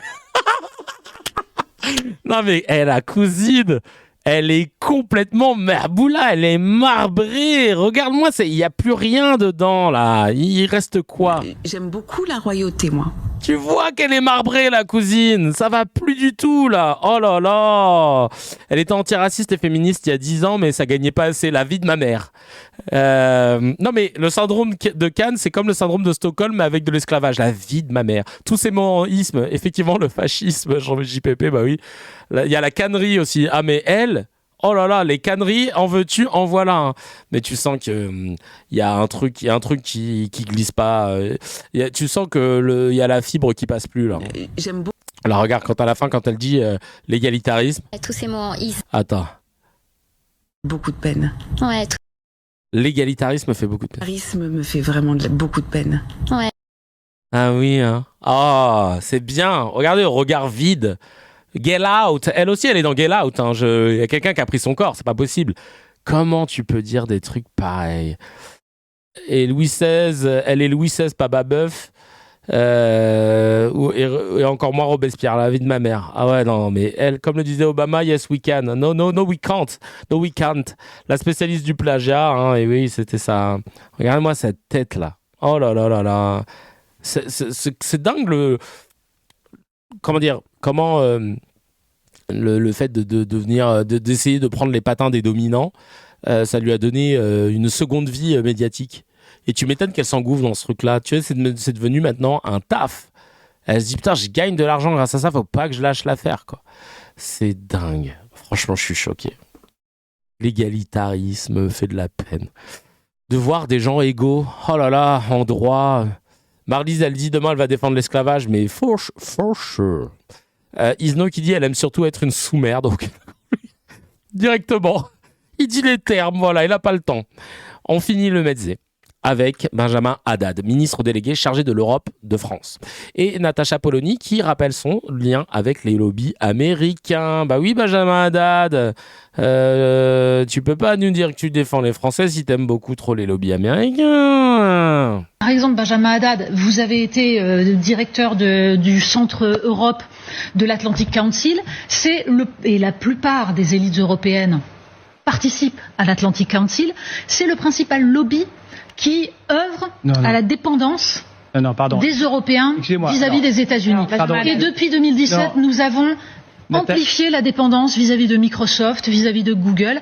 Donc, on va y arriver, mais il faut démarrer maintenant. Moi, je suis tout à fait prêt à débattre avec vous et à discuter avec vous de tous ces sujets, parce que je partage d'ailleurs beaucoup des constats que vous avez posés. Mais je ne soutiens pas l'idée que vous puissiez pointer du doigt le fait que je suis un suceur des Américains. Parce que j'ai un peu honte, et parce que j'ai mon pantalon. Là, j'ai mis mon pantalon. D'habitude, je l'ai pas quand je suis avec eux. Mais là, je l'ai. Donc, c'est pas juste. Faites ça quand je suis à moitié SAP. Je vous demandais en revanche de ne pas verser dans le complotisme. Parce que moi, j'ai passé 7 ans aux États-Unis. J'étais d'ailleurs régulièrement sur cette antenne pour pouvoir en parler. Et j'ai justement, aux États-Unis, porté la voix de l'autonomie stratégique. Moi, j'ai porté la voix. Hein. J'ai fait hey, for sure, love the American people. Et je le dis haut et fort. Non mais c'est un signe que le je suis désolé, mais Natacha Polony. Oui, c'est un signe. C'est un. Non, mais pardon. Non. Moi, je suis. Non, attendez, excusez-moi. Ah bon. On va pas débattre de ça. Non, mais je vais juste. Il y a un lien transatlantique qui est soutenu par. Je voudrais juste. Non, mais je vais juste me défendre parce que. Oui, j'aime être à quatre pattes, mais je veux pas que tout le monde dise il est à quatre pattes. Voilà. Ces gens qui jouent pour l'étranger, me dit le showrunner, c'est dingue, mais ouais. C'est un truc de fou quand même. Vous êtes là à nous casser les pieds dès lors que vous voyez des gens qui ne se rapprochent pas des racines judéo-chrétiennes, qui n'honorent pas la France comme il se doit, la France du terroir, la France de ci, la France de ça. Et ce sont ces mêmes gens qui vont pomper le dard des politiques étrangères, qui vont pomper le dard de Netanyahou. Ah non, faut pas le critiquer. Là, attention, hein. En France, c'est plus compliqué de critiquer Netanyahou et Israël qu'en Israël. Qui vont pomper le dard de...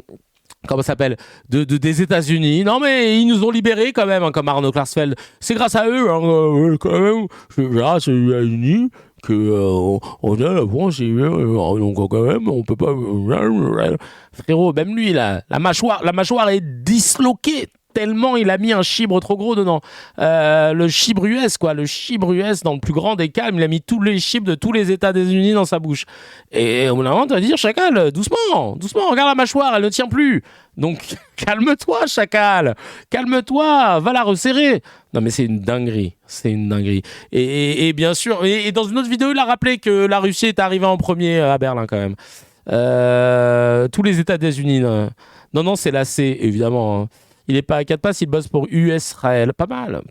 Mais bref, tout ça pour vous dire que ouais, tu peux pas arriver comme ça, là, être dans un pays qui joue pour les forces étrangères et qui combat la nuisance étrangère des frères musulmans. Elle est où? On a fait un rapport qui dit qu'elle est résiduelle, mais elle est là. Hein. Ça, c'est peut-être cette lumière. Non, toi t'es pas un frère musulman? Tu me dis, hein. Voilà où on en est aujourd'hui, comment on installe un narratif, et on espère que tu puisses le gober, Chacal, doucement un peu. Doucement, mens doucement, comme on dit chez moi, mens doucement, c'est pas possible d'être aussi à l'aise comme ça dans le mensonge et de nous imposer une vision de façon éhontée. Bref, allez, on passe tout de suite au scan de Razi.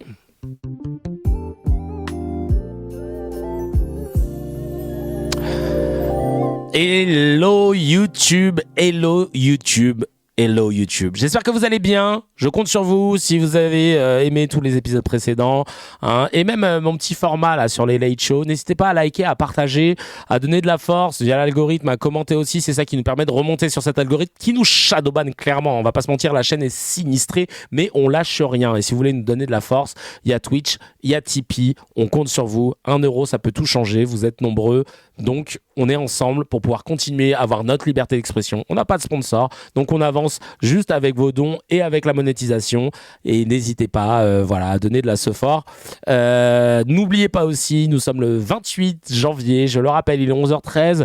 Qui dit 28 du mois dit réactualisation. Pour toutes celles et ceux qui sont sur France Travail, mes chômeurs, mes chômessures, mes intermittaux, n'hésitez pas, allez, on actualise. On y va. Tu connais la chorégraphie? Non, oui.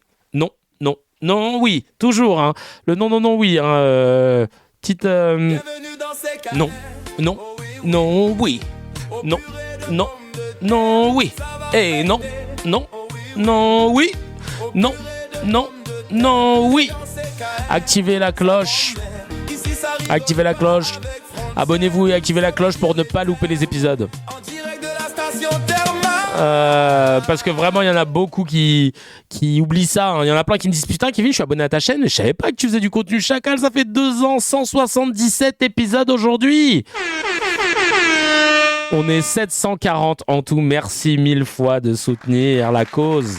740 au moment où je vous parle, en train de regarder CKR, 280 sur Twitch, 474 sur YouTube et sur Facebook.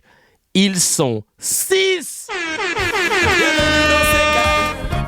Bravo à tous les 6. On est ensemble.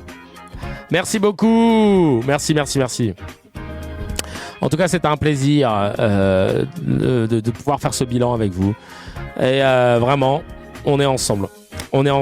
Mais là, le ton est moins joyeux que cette chanson qui est le générique de Tout le monde le sait. L'épisode 2 sortira donc dimanche, si tout se passe bien. Le montage est quasiment déjà fait, j'attends juste le mixage du son. Et donc, ce sera sur cette chaîne. Donc, abonnez-vous. Le deuxième épisode de la session 2 de Tout le monde le sait. On a besoin de force, hein, de dons aussi pour pouvoir continuer à faire les Tout le monde le sait. Je commence un petit peu à être fané parce que c'est pas facile, ça fait beaucoup de boulot et tout.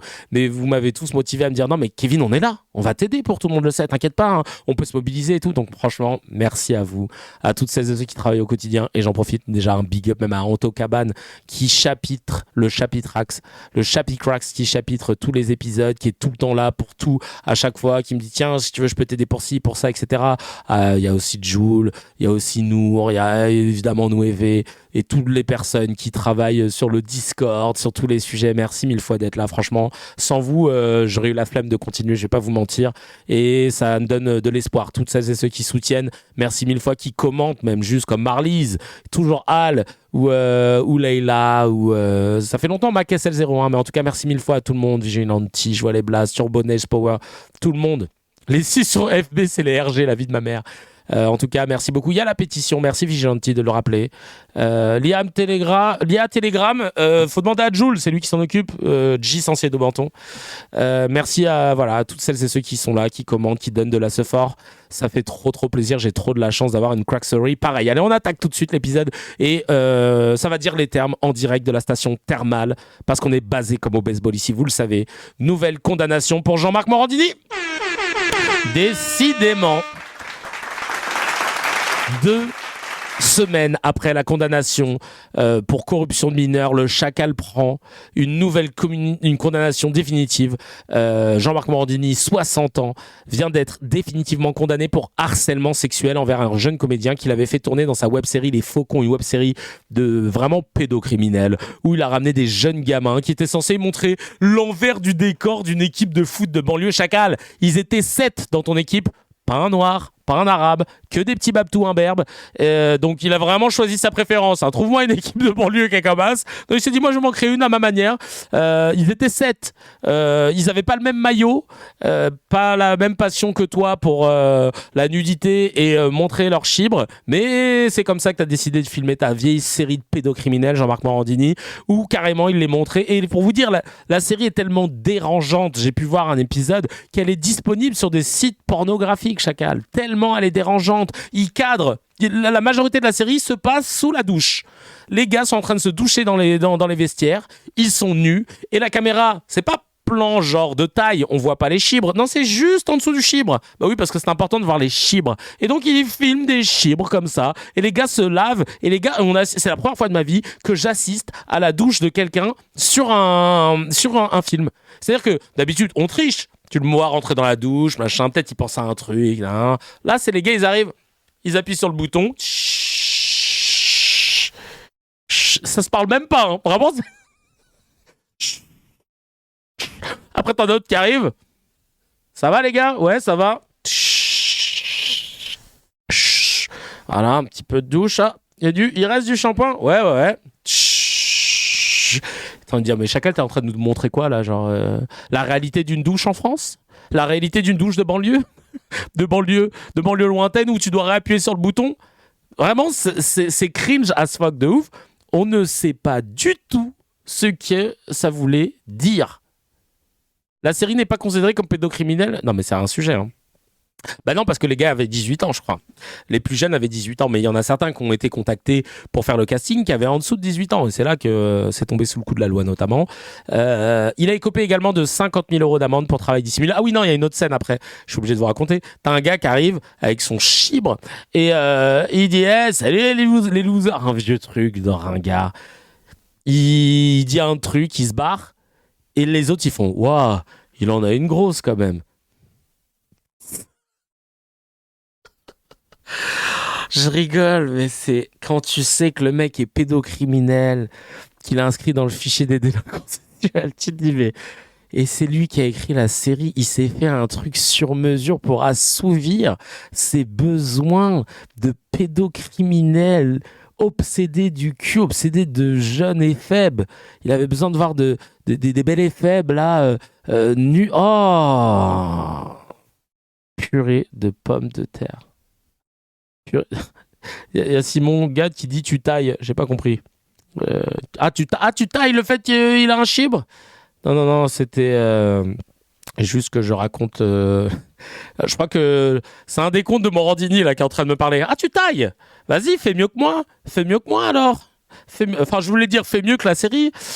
Il a écopé de 50 000 € d'amende pour travail dissimulé, concernant plusieurs jeunes ayant travaillé sur cette même web série. Ça veut dire quoi, travail dissimulé? C'est-à-dire qu'ils n'ont pas été payés à hauteur de ce qu'ils voulaient. Ouais, c'est ça, un travail dissimulé. Ouais, le fait pour un employeur de se soustraire intentionnellement à ses obligations dans le cadre de son activité. Ah oui, contrat de travail, etc. Oui, pas déclaré. Ok, d'accord. Pour la première fois, nous sommes infiltrés dans les douches de la coupe des... J'ai pas le... Non, mais laisse tomber. Ouais, franchement, Gérard Louvain aussi. Ouais, Gérard Louvain aussi. Et le patron, on en parlera après. Bref, pas de contrat, etc. Le mec, il s'est juste fait kiffer. Et il est toujours en poste sur CNews. Et ça, c'est problématique.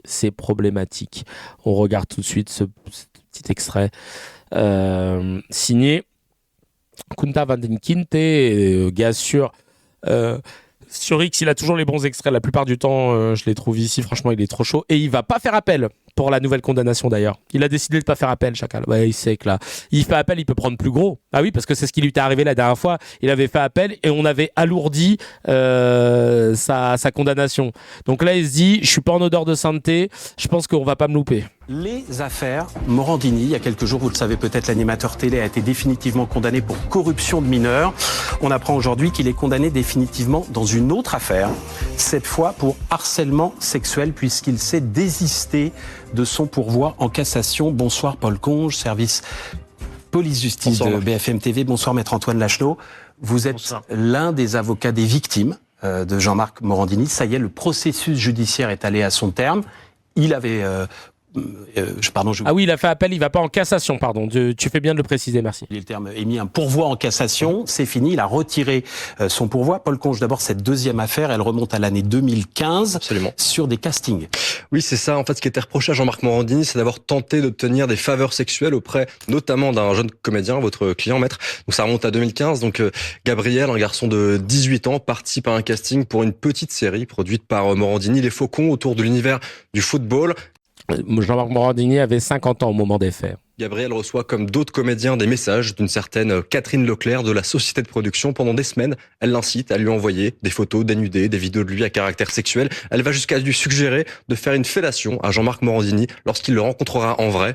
Bon, en fait, l'instruction le révélera, Catherine Leclerc n'existe pas. Derrière ce pseudo se cachait en fait Jean-Marc Morandini. Tout du long, il a donc été jugé pour harcèlement sexuel. Pendant le procès, il avait assuré qu'il n'imposait rien, qu'il voulait tester les limites des acteurs. Mais bon, les juges, du coup, n'y ont pas cru. Condamnation désormais définitive. Quelle est la peine?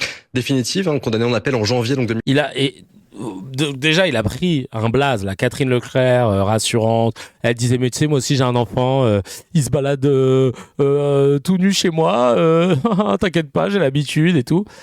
Et sous le nom Catherine Leclerc, il a demandé à un des gars à qui il a fait un pressing offensif pour avoir des photos nues, il a dit, lui il a dit, non désolé, je dois m'occuper de mon petit frère. Il a quel âge ton petit frère? 14 ans. Et tu voudrais pas faire une vidéo avec ton petit frère où il te fait une fellation? Il a fait ça. Il a demandé ça du haut de ses 50 piges là, ce pédocriminel. Il a demandé Jean-Marc Morandini, ça va être le réel, je te le dis. Jean-Marc Morandini a demandé, je vais me mettre face cam.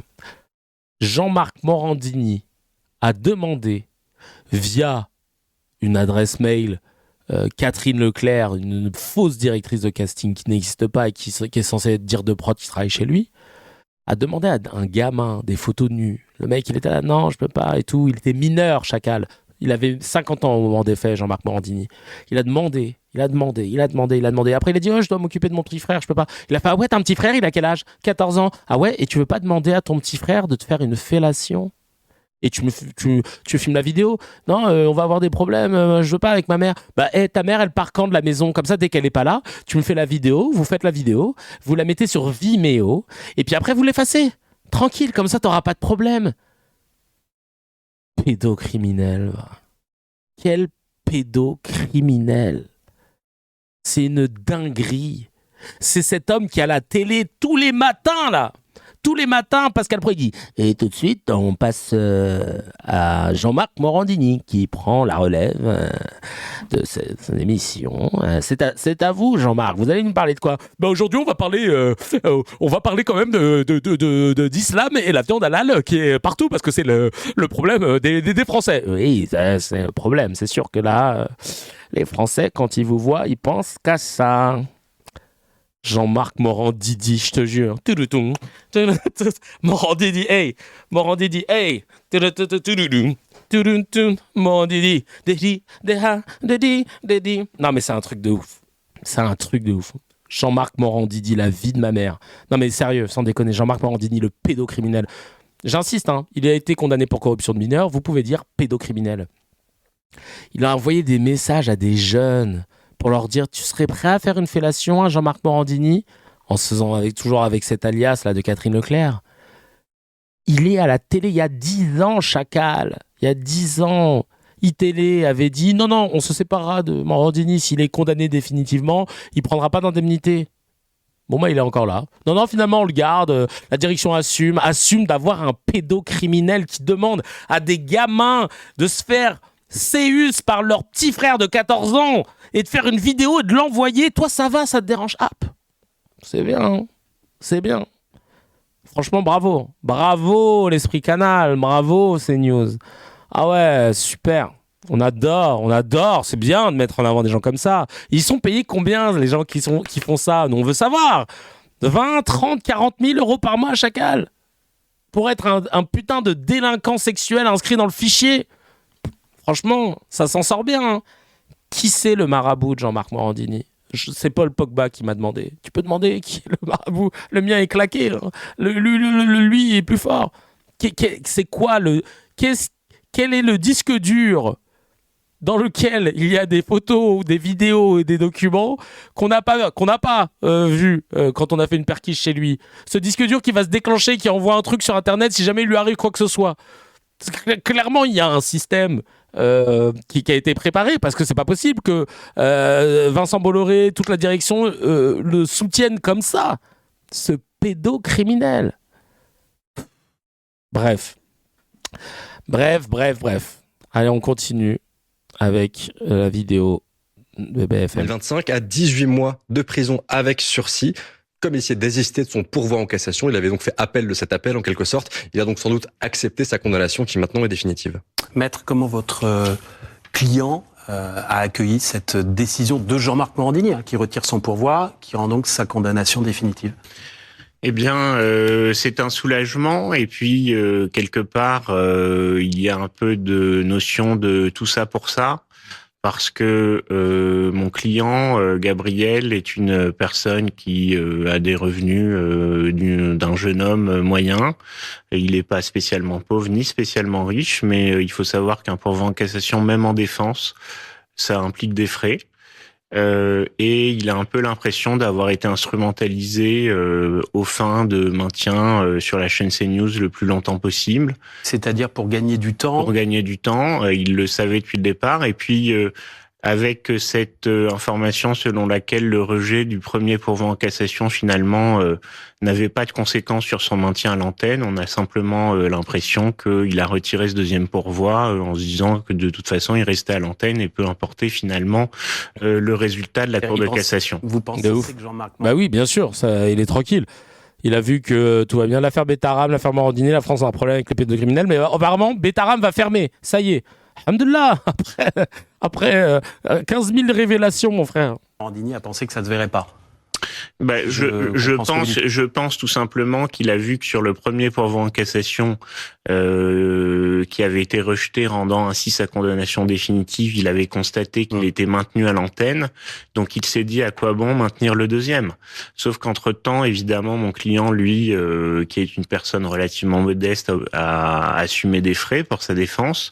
Et finalement, il a l'impression que... selon que vous serez blanc ou noir, puissant ou misérable, comme disait La Fontaine, eh bien, on vous fera des jugements de cour blanc ou noir. Force aux victimes. Force aux victimes, évidemment, de Jean-Marc Morandini. C'est un truc de ouf. C'est un truc de ouf. Sonia Mabrouk, elle a tweeté, sa collègue de chez CNews. Vous vous rappelez qu'elle avait dit qu'elle est très émue, qu'elle était contre la décision qu'elle ne validait pas la décision de sa hiérarchie, mais qu'elle la respectait, mais qu'elle se permettait de pouvoir dire machin. Là, elle a dit quoi ? Je vous remercie pour vos nombreux messages suite à l'interprétation du député PS Jérôme Guedj le mardi 20 janvier lors de la grande interview au sujet de Jean-Marc Morandini. Je veux rappeler ici que je ne change pas une virgule à ce que j'ai dit sous le coup de l'émotion en réponse à une question qui m'a été posée en direct. 1 minute avant la prise d'antenne, durant la publicité, le député m'a dit qu'il va m'interpeller en fin d'interview. Je comprends immédiatement qu'il s'agit du sujet sur lequel j'ai averti ma direction quelques jours plus tôt en amont, sachant que faisant face à des invités politiques quotidiennement, la question allait m'être posée un jour ou l'autre. Ce que je trouve par ailleurs tout à fait légitime. Les mots sont évidemment les miens. Ma réaction fut, me semble-t-il, courtoise sous la forme, mais ferme et sans la moindre ambiguïté sur le fond. Me concernant, le cœur et la raison ont parlé. Cette déclaration me sert de boussole. Hier, aujourd'hui, comme demain, je remercie mes collègues et amis Pascal et Laurence pour leur prise de parole respective. L'essentiel étant le soutien aux victimes. Oui, bon. Il se mouille pas trop non plus, quand même. Si elle ne l'avait pas interpellé, elle aurait rien dit, elle aurait continué à couvrir. Bah ouais. Ouais, faire de Sonia Mabrouk une héroïne pour s'opposer, non, c'est pas une héroïne. Clairement, en plus, elle a pas dit non plus un truc de ouf. Voilà. Pour vous rappeler à quel point c'est une sombre merde, ce pédocriminel, je vous rappelle un peu ce qu'il a fait. Hein. Regardez, ça se passe de détails, c'est Mediapart qui en parle. Tu l'as dit, dont un à qui Jean-Marc Morandini, et c'est là aussi où il est évoqué la question des mineurs dès le début finalement de tes enquêtes, dont un à qui Jean-Marc Morandini a proposé de faire une fellation à son frère de 14 ans. Ouais, alors ça, je trouve que c'est assez éloquent, dans le sens où, typiquement, en fait, Catherine, elle instaure, donc elle a cette figure de mère, mais elle instaure même un climat... Elle va vous raconter un peu plus en détail ce que je vous ai dit tout à l'heure, un petit peu, avec véhémence. Presque incestueux. En fait, elle lui explique, pour le mettre en confiance, que son fils se balade très souvent nu, en érection, devant elle, chez elle, et que ça la fait beaucoup rire, et qu'il y a pas de tabou à avoir, en fait.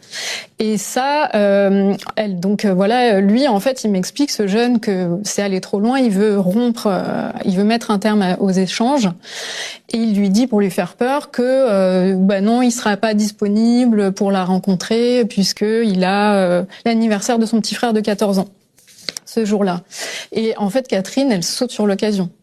Et là, on plonge vraiment dans du sordide, il n'y a pas d'autre mot, c'est-à-dire qu'elle lui demande si il a déjà fait une fellation à son petit frère. Oui. Et ça va même plus loin que ça, c'est-à-dire qu'elle lui demande, elle insiste, parce qu'il y a toujours cette insistance dans les messages, elle lui demande de tourner une scène à caractère sexuel avec son petit frère, et il lui dit, en espérant lui faire peur, il lui dit, écoutez, ma mère a vu les messages, elle a pris peur, je me suis fait gronder, grosso modo. Elle lui dit, écoute, en vrai, je préfère le lire que le paraphraser, parce que vraiment, c'est tellement éloquent. Elle lui dit, écoutez, c'est juste qu'elle est un peu coincée, je pense. Moi, vous savez, je vois tout le temps Valentin, mon fils, nu ou en érection. Et ce n'est pas un souci. Vous savez, ça vous a amusé d'être en érection devant lui, et lui, ça l'amusait. En fait, la prochaine fois, faites-le quand elle n'est pas là. Vous mettez tout sur Vimeo et vous effacez. Ça c'est Morandini. Oui, c'est Jean-Marc Morandini. Voilà, voilà, Catherine, c'est Jean-Marc Morandini. C'est Jean-Marc Morandini qui écrit ça, quoi. Ouais. Ça se passe de commentaires. Hein. Je vous l'ai dit tout à l'heure avec mes mots, mais là, quand tu l'entends avec la citation exacte, c'est glaçant. Et il prend ses 20, 30 ou 40 000 cas par mois, là, minimum. Hein. Tous les jours à la télévision française, dans le plus grand des calmes, avec l'approbation de toute sa hiérarchie, de tout le groupe Canal. Enfin, au-dessus, hein, j'imagine que la plupart des employés ne valident pas. C'est écœurant. C'est écœurant, Chacal. C'est écœurant. Il y a des conversations qui ont été montrées où le gars, il te dit « Ah ouais, t'as un mec ? Ouais, j'ai un mec, il a quel âge ? Il a 18 ans. Ah, ça fait combien de temps que vous êtes ensemble ? Ça fait 2 ans. » Sachant que lui, il avait 50 piges. Hein. Soit un peu plus de 50 ans, soit juste un peu moins de 50 ans. Donc, quoi qu'il arrive, c'est problématique. Il dit ça à mon enfant, je le bute, mais je te comprends, Chacal. Je te comprends. Moi, il dit ça à mon chat, Mani, je le défonce. Donc, j'imagine même pas pour les darons, là. Moi, j'en crache sur mon ordi tellement c'est dégueulasse. Même le mec qui m'a groom quand j'avais 14 ans n'envoyait pas ce genre de choses MDR. L'Arcom, ils vont te dire que ça n'a rien à voir avec l'antenne. Ils sont au conseil de... Enfin, ils gèrent l'antenne et pas les gens. Jean-Marc, chat, pas chat, il y va. Tant que le chat, il est mineur. Ah ouais, de ouf. Mais il a pas pris de ferme. Et il a pris du ferme avec... Salut les gars, c'est Sursis. Hey. Attends Nicolas, j'arrive. Salut, c'est Sursis. J'ai appris qu'il y avait un petit Jean-Marc qui voulait taffer avec moi. Mais viens, chacal. 18 mois, un contrat. On fait ça ensemble. Comme d'hab, tu connais. Hein. Quand t'es politique et quand t'es pédocriminel en France, tu t'en sors toujours avec Sursis. C'est notre ami Sursis. Moi, je l'attends à la sortie, même après 20 ans. Ah, ouais, moi, je comprends. Donc, Chris qui dit purée, c'est une dinguerie. Hasba qui dit ça, c'est seulement ce dont on est au courant. Et il n'y a pas à dire. On a vraiment des animateurs de qualité en France, nous dit Marlise. Il faut savoir une chose, les amis. Il faut savoir une chose, c'est qu'il y a un vice de procédure dans l'enquête Morandini. Vous le saviez ou pas? Sur la saisie des ordinateurs et disques durs de Morandini. Je vais vous lire le truc. Jean-Marc, ça c'est un article qui date du 19 juillet 2016. Il y a un vice là, oui.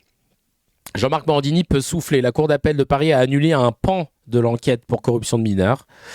Vendredi 30 juin. Une partie importante de l'enquête visant Jean-Marc Morandini vient de disparaître, écrit le site du quotidien gratuit 20 minutes. La chambre de l'instruction de la Cour d'appel de Paris a donné raison aux avocats de l'animateur.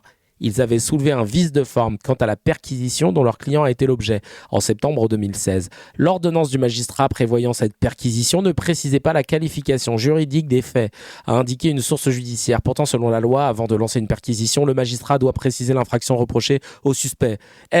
Toi là, le magistrat là, tu mérites du poil à gratter dans le col de ta chemise, vraiment. Concrètement, les éléments recueillis ne pourront pas être utilisés lors d'un procès éventuel. Or, il y avait des éléments probants et intéressants qui étaient sortis de cette perquisition. Il va falloir s'en passer pour la suite de l'enquête. Contacté par le quotidien, l'un des avocats de l'animateur Hervé Temim a simplement salué la décision de la chambre de l'instruction. Jean-Marc Morandini est mis en examen pour corruption de mineurs. Il est également visé pour une plainte de majeur. Ces derniers l'accusent de harcèlement sexuel et travail dissimulé lors de la... Et donc, en gros, ouais, le magistrat est dans la sauce. Ce magistrat-là, revient. Rachète-toi, chacal.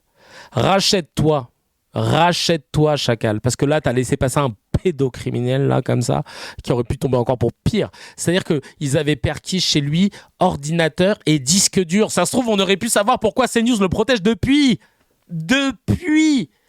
Et comme il y a eu un vice de procédure, khalas. Ah bah tiens, j'ai plus de précision. Un article sur Femme Actuelle, tu vois, comme quoi il fallait aller chercher le long.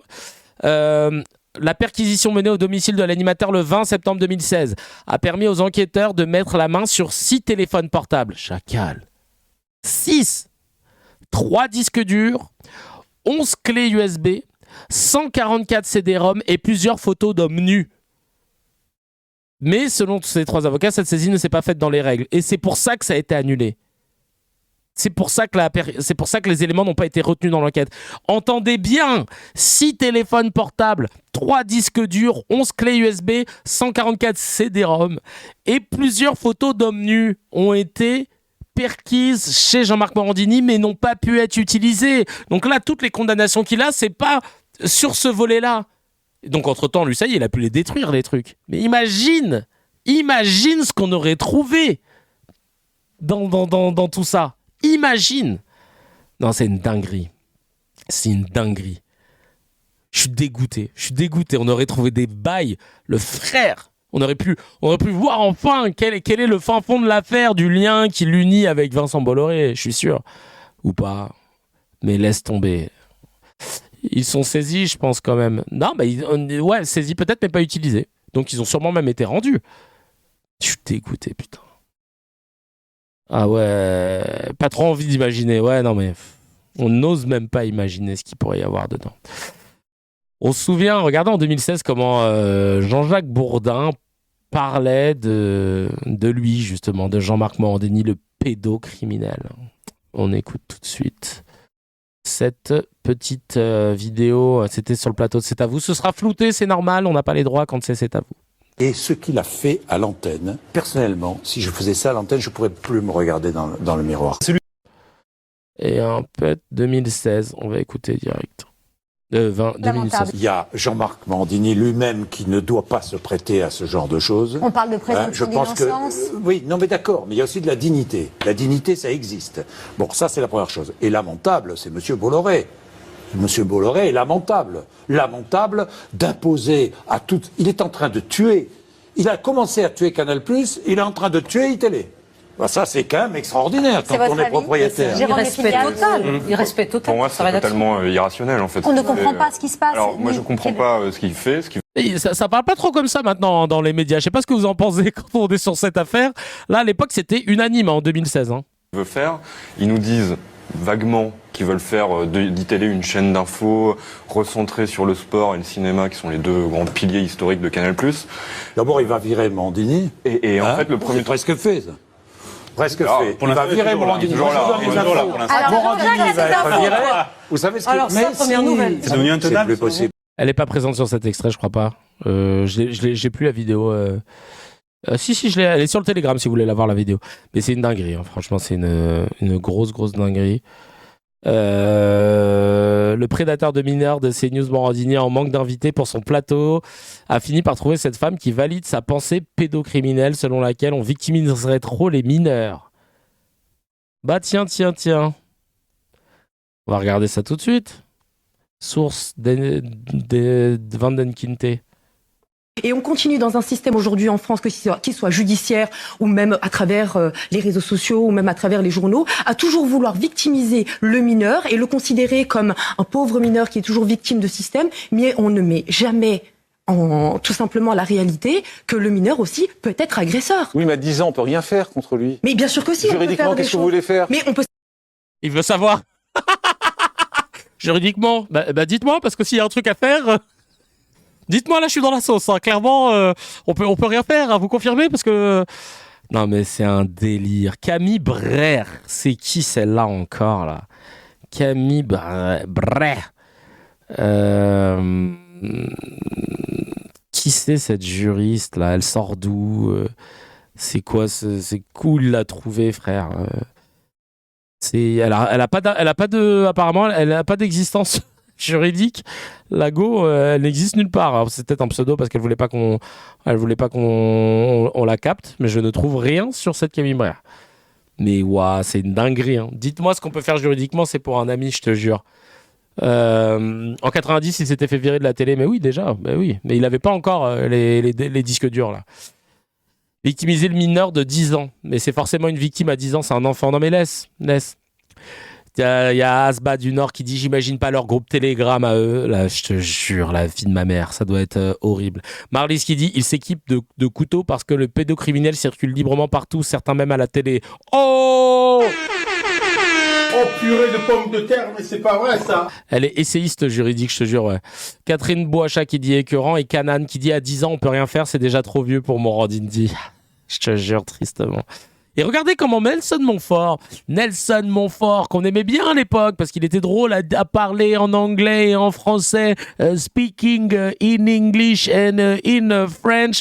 Bah, la Théma, comment il a répondu à Mediapart quand on lui a parlé de Morandini? Choqué, le boug, choqué. Il a demandé à un enfant de 16 ans de lui envoyer des photos de son sexe et de se masturber. Ça, c'est une véritable offense. Alors que Jean-Marc Morandini a été condamné définitivement pour corruption de mineurs par la Cour de cassation le 14 janvier dernier, plusieurs personnalités ou partis politiques ont annoncé à Mediapart ne plus vouloir retourner dans son émission. Nous avons interpellé d'autres habitués de CNews devant les locaux de la chaîne. Lorsque j'ai participé à ces émissions, ça se passait plutôt bien. Donc ça veut dire quoi? Ça veut dire qu'il faut séparer l'homme de l'œuvre, ou je ne sais pas comment on dit ça parfois des chanteurs, etc. Il est quand même... Évidemment, ce qu'il a fait, évidemment, je ne vais pas vous dire que c'est bien, mais je pense qu'il faut séparer l'homme de... Et puis, dernière chose, alors c'est peut-être ma culture, ma religion, ma philosophie, je suis plutôt pour pardon des offenses. Il a demandé à un enfant de 16 ans de lui envoyer des photos de son sexe et de se masturber. Ça, c'est une véritable offense. Je ne vais pas vous dire que c'est bien. Est-ce que ça a été prouvé? Il est condamné. Est-ce que ça a été prouvé? Did he prove that the young guy asked him to? Est-ce qu'il a demandé à ce jeune homme ça? Est-ce que c'est prouvé? Chacal, il a été condamné. Tu veux quoi là, Nelson? What do you want, Nelson? Tell me more. Il est con, quoi? Are you stupid? Are you an asshole, Nelson? An asshole, Nelson? N'importe quoi. Est-ce que ça a été prouvé? T'es un ouf, toi. Le gars, il a fait toutes les cours possibles et inimaginables. Cour d'appel, cour de cassation, cour Florent, cour Saint-Émilion, cour Forest, il a tout fait, Chacal.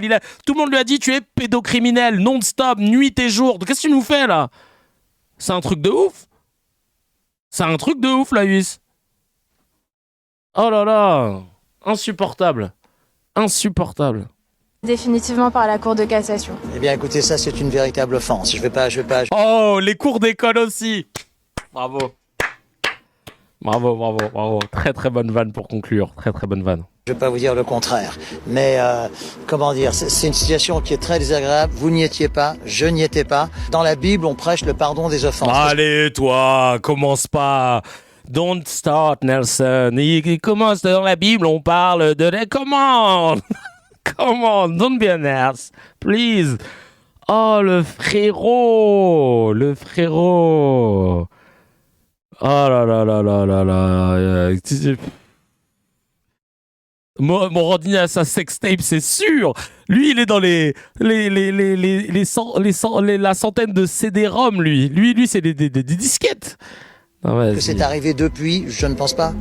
Est-ce que c'est arrivé depuis? Je ne pense pas. Bah, Chacal, tu le connais? Tu vis avec lui? Dégueulasse, va. Oh, Nelson Montfort, c'est fini, Chacal. Aïe, aïe, aïe. Purée de pommes de terre. Oh là là, je suis dégoûté, putain. Reste à Roland-Garros, frérot. Je te jure. Et en attendant, les victimes, elles subissent. Mais oui, c'est ça le pire. Vous imaginez l'horreur quand tu as été victime de ça, de voir des gens qui sont en train plutôt de soutenir ton agresseur que l'inverse. Et on va écouter le témoignage d'une de ces victimes. C'est dégueulasse de voir que le nombre de personnes à qui on envoie le message qu'il vaut mieux se taire et qu'il vaut mieux aller avec les règles des prédateurs plutôt que de dire stop. C'est désolant. Bien évidemment. Et à la une, Morandini Live cette année, c'est encore la réalité de notre quotidien. Nous irons dès le début de cette émission. Mais qu'il soit à la radio, sur Europe 1, ou qu'il soit à la télé sur CNews. Ah, j'ai pas capté. Il avait dit, il a parlé de JMM en tant qu'artiste. Aïe aïe aïe, j'ai même pas fait gaffe tellement j'étais énervé. Dégueulasse. Pour moi, ça paraît improbable. Voilà, allez, je vous présente mes invités qui vont m'accompagner en direct dans ce nouveau décor, sur ce nouveau plateau. Il reste droit dans ses pompes, droit devant la caméra avec tous ses invités. Bah, ça donne des idées aux autres. Il n'y a pas de problème. On continue. Ah, il fait une sorte de jurisprudence à sa manière, Jean-Marc Morandini. Il faut que ça s'arrête, les choses comme ça.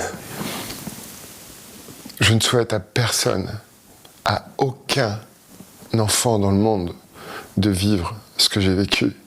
Aucun, vous m'entendez? Vous pouvez parler. Il faut parler. Pour nous aider à déverrouiller l'information. C'est une dinguerie, franchement. C'est un ancien canal d'ailleurs, le gars de Off Investigation.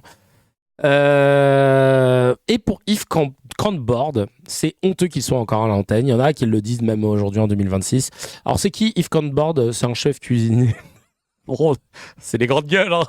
Mais quand ça va, quand c'est contre Morandini, on valide. Mais bon, tu connais maintenant. En France, on est plus choqués. Et qu'est-ce qu'il en dit, le chef cuisinier qui bosse dans un bistrot? Bah attendez, on attend juste que le metteur en scène des 10 commandements est fini. Et après, on donnera la parole au chef cuisinier. Il faut juste attendre là que l'essayiste, il a son 16 après. Enfin bref, on en est vraiment là. Hein. Oh putain, de pays de guignol qu'on est, sa mère, putain. Oh là là. Louvain, Hulot, PPDA, non mais ouf. Mais Hulot et PPDA, c'est pas pédo. Bon, c'est tout aussi grave. Mais les autres, la pédo, les enfants, non, frère. Bah ça là, c'est... Je préfère sa contrefaçon Yves Côte de Porc. Excellent. Alors moi, Jordan Bardella, c'est pas du tout ma tasse de thé, loin de là. Mais par contre, je pense qu'il prend ses responsabilités. Moi, je trouve totalement honteux, scandaleux. Je suis outré que ce monsieur soit encore à l'antenne alors qu'il a été condamné. Je trouve que c'est vraiment... Il n'a pas été condamné à ne plus exercer son métier. Non, il n'a pas été condamné à exercer... Monomen, très drôle. La télé française à la pointe de la pointe. Je te jure, à la pointe de la pointe, à la pointe des pointeurs, mon frère. Son métier, mais il a quand même été condamné en même pour des temps, faits. on pourrait faire des appels à ne pas faire tourner Gérard Depardieu, mais on continuerait d'aller chez Morandini. Tu vois, moi, ça me choque, ça. Alors que Gérard Depardieu n'a jamais été condamné. Il n'a jamais été condamné. Alors, ça n'a rien à voir quand même. Là, vous exagérez quand même, parce que ça n'a strictement rien à voir avec Gérard Depardieu. Ce que je veux dire, moi, c'est que ça me choque, quoi. De quoi qu'on puisse considérer que l'un, c'est normal, boycotter Gérard Depardieu, et il faudrait aller chez Morandini. Gérard Depardieu n'a jamais été condamné. Oui, mais c'est ce que j'ai toujours dit, moi. Ce monsieur-là, je ne vais pas prononcer. C'est ce que condamné en première instance, mais pas a été condamné pour des faits quand même qui, à mes yeux, qui sont gravissimes, c'est ce que qui sont scandaleux, et que on continue à le laisser à l'antenne. Je trouve ça totalement normal. Ce que je veux dire, j'ai mal au cœur pour les parents. Moi, il y a deux pas de mesure. Non, mais d'accord, mais ce que je veux dire, c'est que, et c'est pour ça que c'est compliqué, c'est qu'il n'a pas été condamné à ne plus exercer son métier, il a été condamné à ne pas être en présence de mineurs. Et c'est pareil pour les... C'est pas compliqué, Chacal. Qu'est-ce qui te complique la tâche Et s'il avait été condamné pour terrorisme, par exemple, tu te dirais non, mais il a été condamné pour terrorisme, c'est-à-dire qu'il a organisé un attentat, mais il n'a pas été condamné pour mal faire son travail de journaliste. Les artistes, quand il y a des personnalités publiques qui sont condamnées à des choses qui nous révulsent, qu'est-ce qu'on en fait? Bertrand Cantat n'avait pas été condamné à ne plus chanter, à ne plus monter sur scène. Mais on et pourtant, quand il monte sur scène, il y a eu donc, des manifs, on a etc. notre libre arbitre et on a le droit de pas l'écouter. Donc, non, mais c'est pour ça que c'est pas si simple que ça. Effectivement, ça serait un charcutier, un boucher, etc. On n'en parlerait pas. Bah, un charcutier, un boucher, mais t'es con, quoi. Lui, il est à la télé, grassement payé, on nous impose de le voir. Si on veut regarder une chaîne d'infos de merde comme celle de CNews, qu'est-ce que tu veux? Ferme ta gueule, toi. Oh là, je suis énervé, là. Lui, il me vénère, lui aussi, là. Lui, là, le jour de la Cuenta, de toute façon, lui, ce sera la Cuenta. Lui, c'est la Cuenta, tous celles et ceux qu'on légitimé l'action de crimes de guerre, de crimes contre l'humanité et la plainte posée par l'Afrique du Sud contre Israël pour génocide. Toutes celles et ceux qui ont légitimé ces actions-là sont dans la Cuenta. Lui, on s'occupera de lui pendant la Cuenta. Voilà. Donc, chacun son moment. Alors, qu'est-ce qu'on a là ? Alors oui, Bardella, du coup, il a demandé au RN de ne pas venir se rendre chez Morandini. Voilà, il a dit non, je ne veux pas que les élus RN se rendent chez Morandini. Autant vous dire que Odoul et Tanguy sont en PLS, hein, mais bon, pas le choix. Je pense que c'est une bonne consigne. En l'occurrence, moi, j'allais pas sur le plateau de Monsieur Morandini depuis de très longues années. Au moins un an. Aujourd'hui, la question qui? Au moins un an. Le RN a confirmé hier à l'AFP une information du Point, le maintien à l'antenne par CNews de l'animateur définitivement condamné pour corruption de mineurs crée un tel malaise jusque dans les rangs le pénis que Jordan Bardella a ordonné à tous les porte-paroles et à tous les élus, dont vous, de ne plus aller sur son plateau. Que pensez-vous de cette consigne et comment vous a-t-elle été transmise? En l'occurrence, moi, j'allais pas sur le plateau de Monsieur Morandini depuis de très longues années. Et que pensez-vous de cette consigne pour vos collègues? Je pense que c'est une bonne consigne et qui correspond à nos valeurs. Voilà. Il y a la présomption d'innocence. Il n'y avait pas de raison de juger M. Morandini avant la justice. Allez, le mec, il veut... Le mec, ça y est, c'est trop tard, hein, frérot. Odoul a déjà tourné pour Morandini, c'est sûr. Ah, frère. Il jouait dans l'épisode... Il devait jouer dans la saison 2. Qui a été donné, il n'a pas été condamné à perdre son emploi, hein, donc ça c'est pas à nous de décider. Comment? Est-ce que vous trouvez que votre parti a tardé parce qu'il y a certains porte-paroles qui ont continué à s'y rendre après la condamnation? Non, c'est pas qu'on a tardé, mais si vous voulez, l'explication est beaucoup plus simple que ça. C'est qu'il y a eu beaucoup d'actualités la semaine dernière et que la décision n'avait pas été prise et que quand les instances se sont réunies, c'est-à-dire lundi, la décision visiblement a été prise immédiatement. Je pense que c'est une bonne consigne. Il a dit visiblement comme s'il faisait pas partie du truc. Non mais c'est une dinguerie. Donc voilà, tout ça pour conclure sur cet épisode très à charge contre Morandini, le pédocriminel. Et je vous invite à l'appeler comme tel parce que c'est légalement possible. Et il ne pourra pas porter plainte contre vous pour diffamation, comme il est pédocriminel. iTélé, il y a 10 ans, je vous rappelle, et on en avait parlé, s'était engagé à virer Morandini sans indemnité. 10 ans après, on voit ce qui se passe, il est toujours à l'antenne. C'est irresponsable. C'est une insulte aux victimes de maintenir un gars à un salaire à 5 chiffres pour faire une émission problématique en plus. C'est pas une émission où il aide les gens, où il déverse sa haine des immigrés, des musulmans. Il fait le concours de celui qui se fera le plus dans l'opinion. C'est une émission de grosse merde en termes éditorial. Et Morandini, ce pédocriminel, Jean-Marc Morandini est un pédocriminel. Et je le dirai tous les jours que Dieu fait. Et vous pouvez le dire au calme, car il l'est. Il est pédocriminel, j'ai oublié de vous le dire. Et si vous le voyez dans la rue, vous pourrez lui dire. Il pourra juste vous répondre oui, et ça va. N'hésitez pas à le dire le plus possible sous les publications de Canal+ et de CNews, de le dire partout, tout le temps, parce que c'est grave. C'est grave pour les victimes d'abord, pour l'image que ça renvoie de notre pays. Parce que je peux vous dire que en Belgique, le mec, c'est les franco-belges maintenant. Ça se passerait pas comme ça. J'en ai discuté avec les médias belges avec qui on était partis à Yaoundé. Ils nous disaient, mais nous, jamais. Et ils me sortaient des jurisprudences chez eux. Jamais de la vie, ça passe pas, ça. Donc oui, n'hésitez pas à faire un pressing offensif parce que c'est la seule arme qu'on a pour protester notre désamour, notre désaccord. Et face à un pédocriminel qui est à la télé tous les jours. Pédocriminel. Allez, on passe tout de suite au no comment.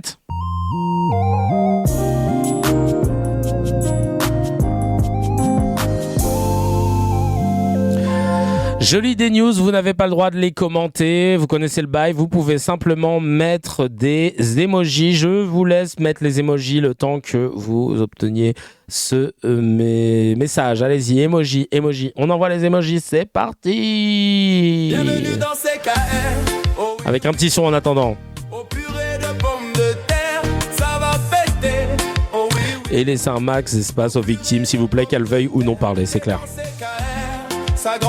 Ok. Emoji, balancez vos emojis. En direct de la station thermale. Allez, c'est parti. On balance les emojis. On commence avec la première info. Non, c'est emoji. On est en emoji là. On est en emoji, les amis. On est qu'en emoji. Et moi, j'ai pas le droit de réagir aussi. Allez, c'est parti. On commence. Capgemini, société française dans la tourmente pour son travail avec l'ICE, la police de l'immigration américaine, une filiale américaine du groupe. Capgemini, une société française, je le rappelle, de services informatiques, est très impliquée auprès du gouvernement pour aider à rechercher les personnes en situation irrégulière pour le compte de l'ICE. Oh purée de pommes de terre, mais c'est pas vrai ça. Oh. Thomas Baudet ou Bauder, directeur de l'information de CNews, a été condamné à 4 mois de prison avec sursis pour violence sur ses 3 enfants. Insultes, claques, douche froide auraient été rapportés dans l'enquête. Près de la moitié des agences immobilières en France acceptent en totale illégalité les demandes des propriétaires de ne pas louer un bien à des personnes d'origine étrangère selon SOS Racisme. Ça va péter. Allez, on passe tout de suite au miel. C'est parti. Ouf, c'est pas facile, hein. C'est chaud tout ça. Je voulais féliciter les cracks qui sont sur Twitch, qui respectent la règle du no comment comme il se doit. Alors que les cracks qui sont sur YouTube, chacal, ils font que commenter. Il y en a certains, ils n'ont pas compris le principe. Ils n'ont pas compris le principe du no comment. C'est pas grave.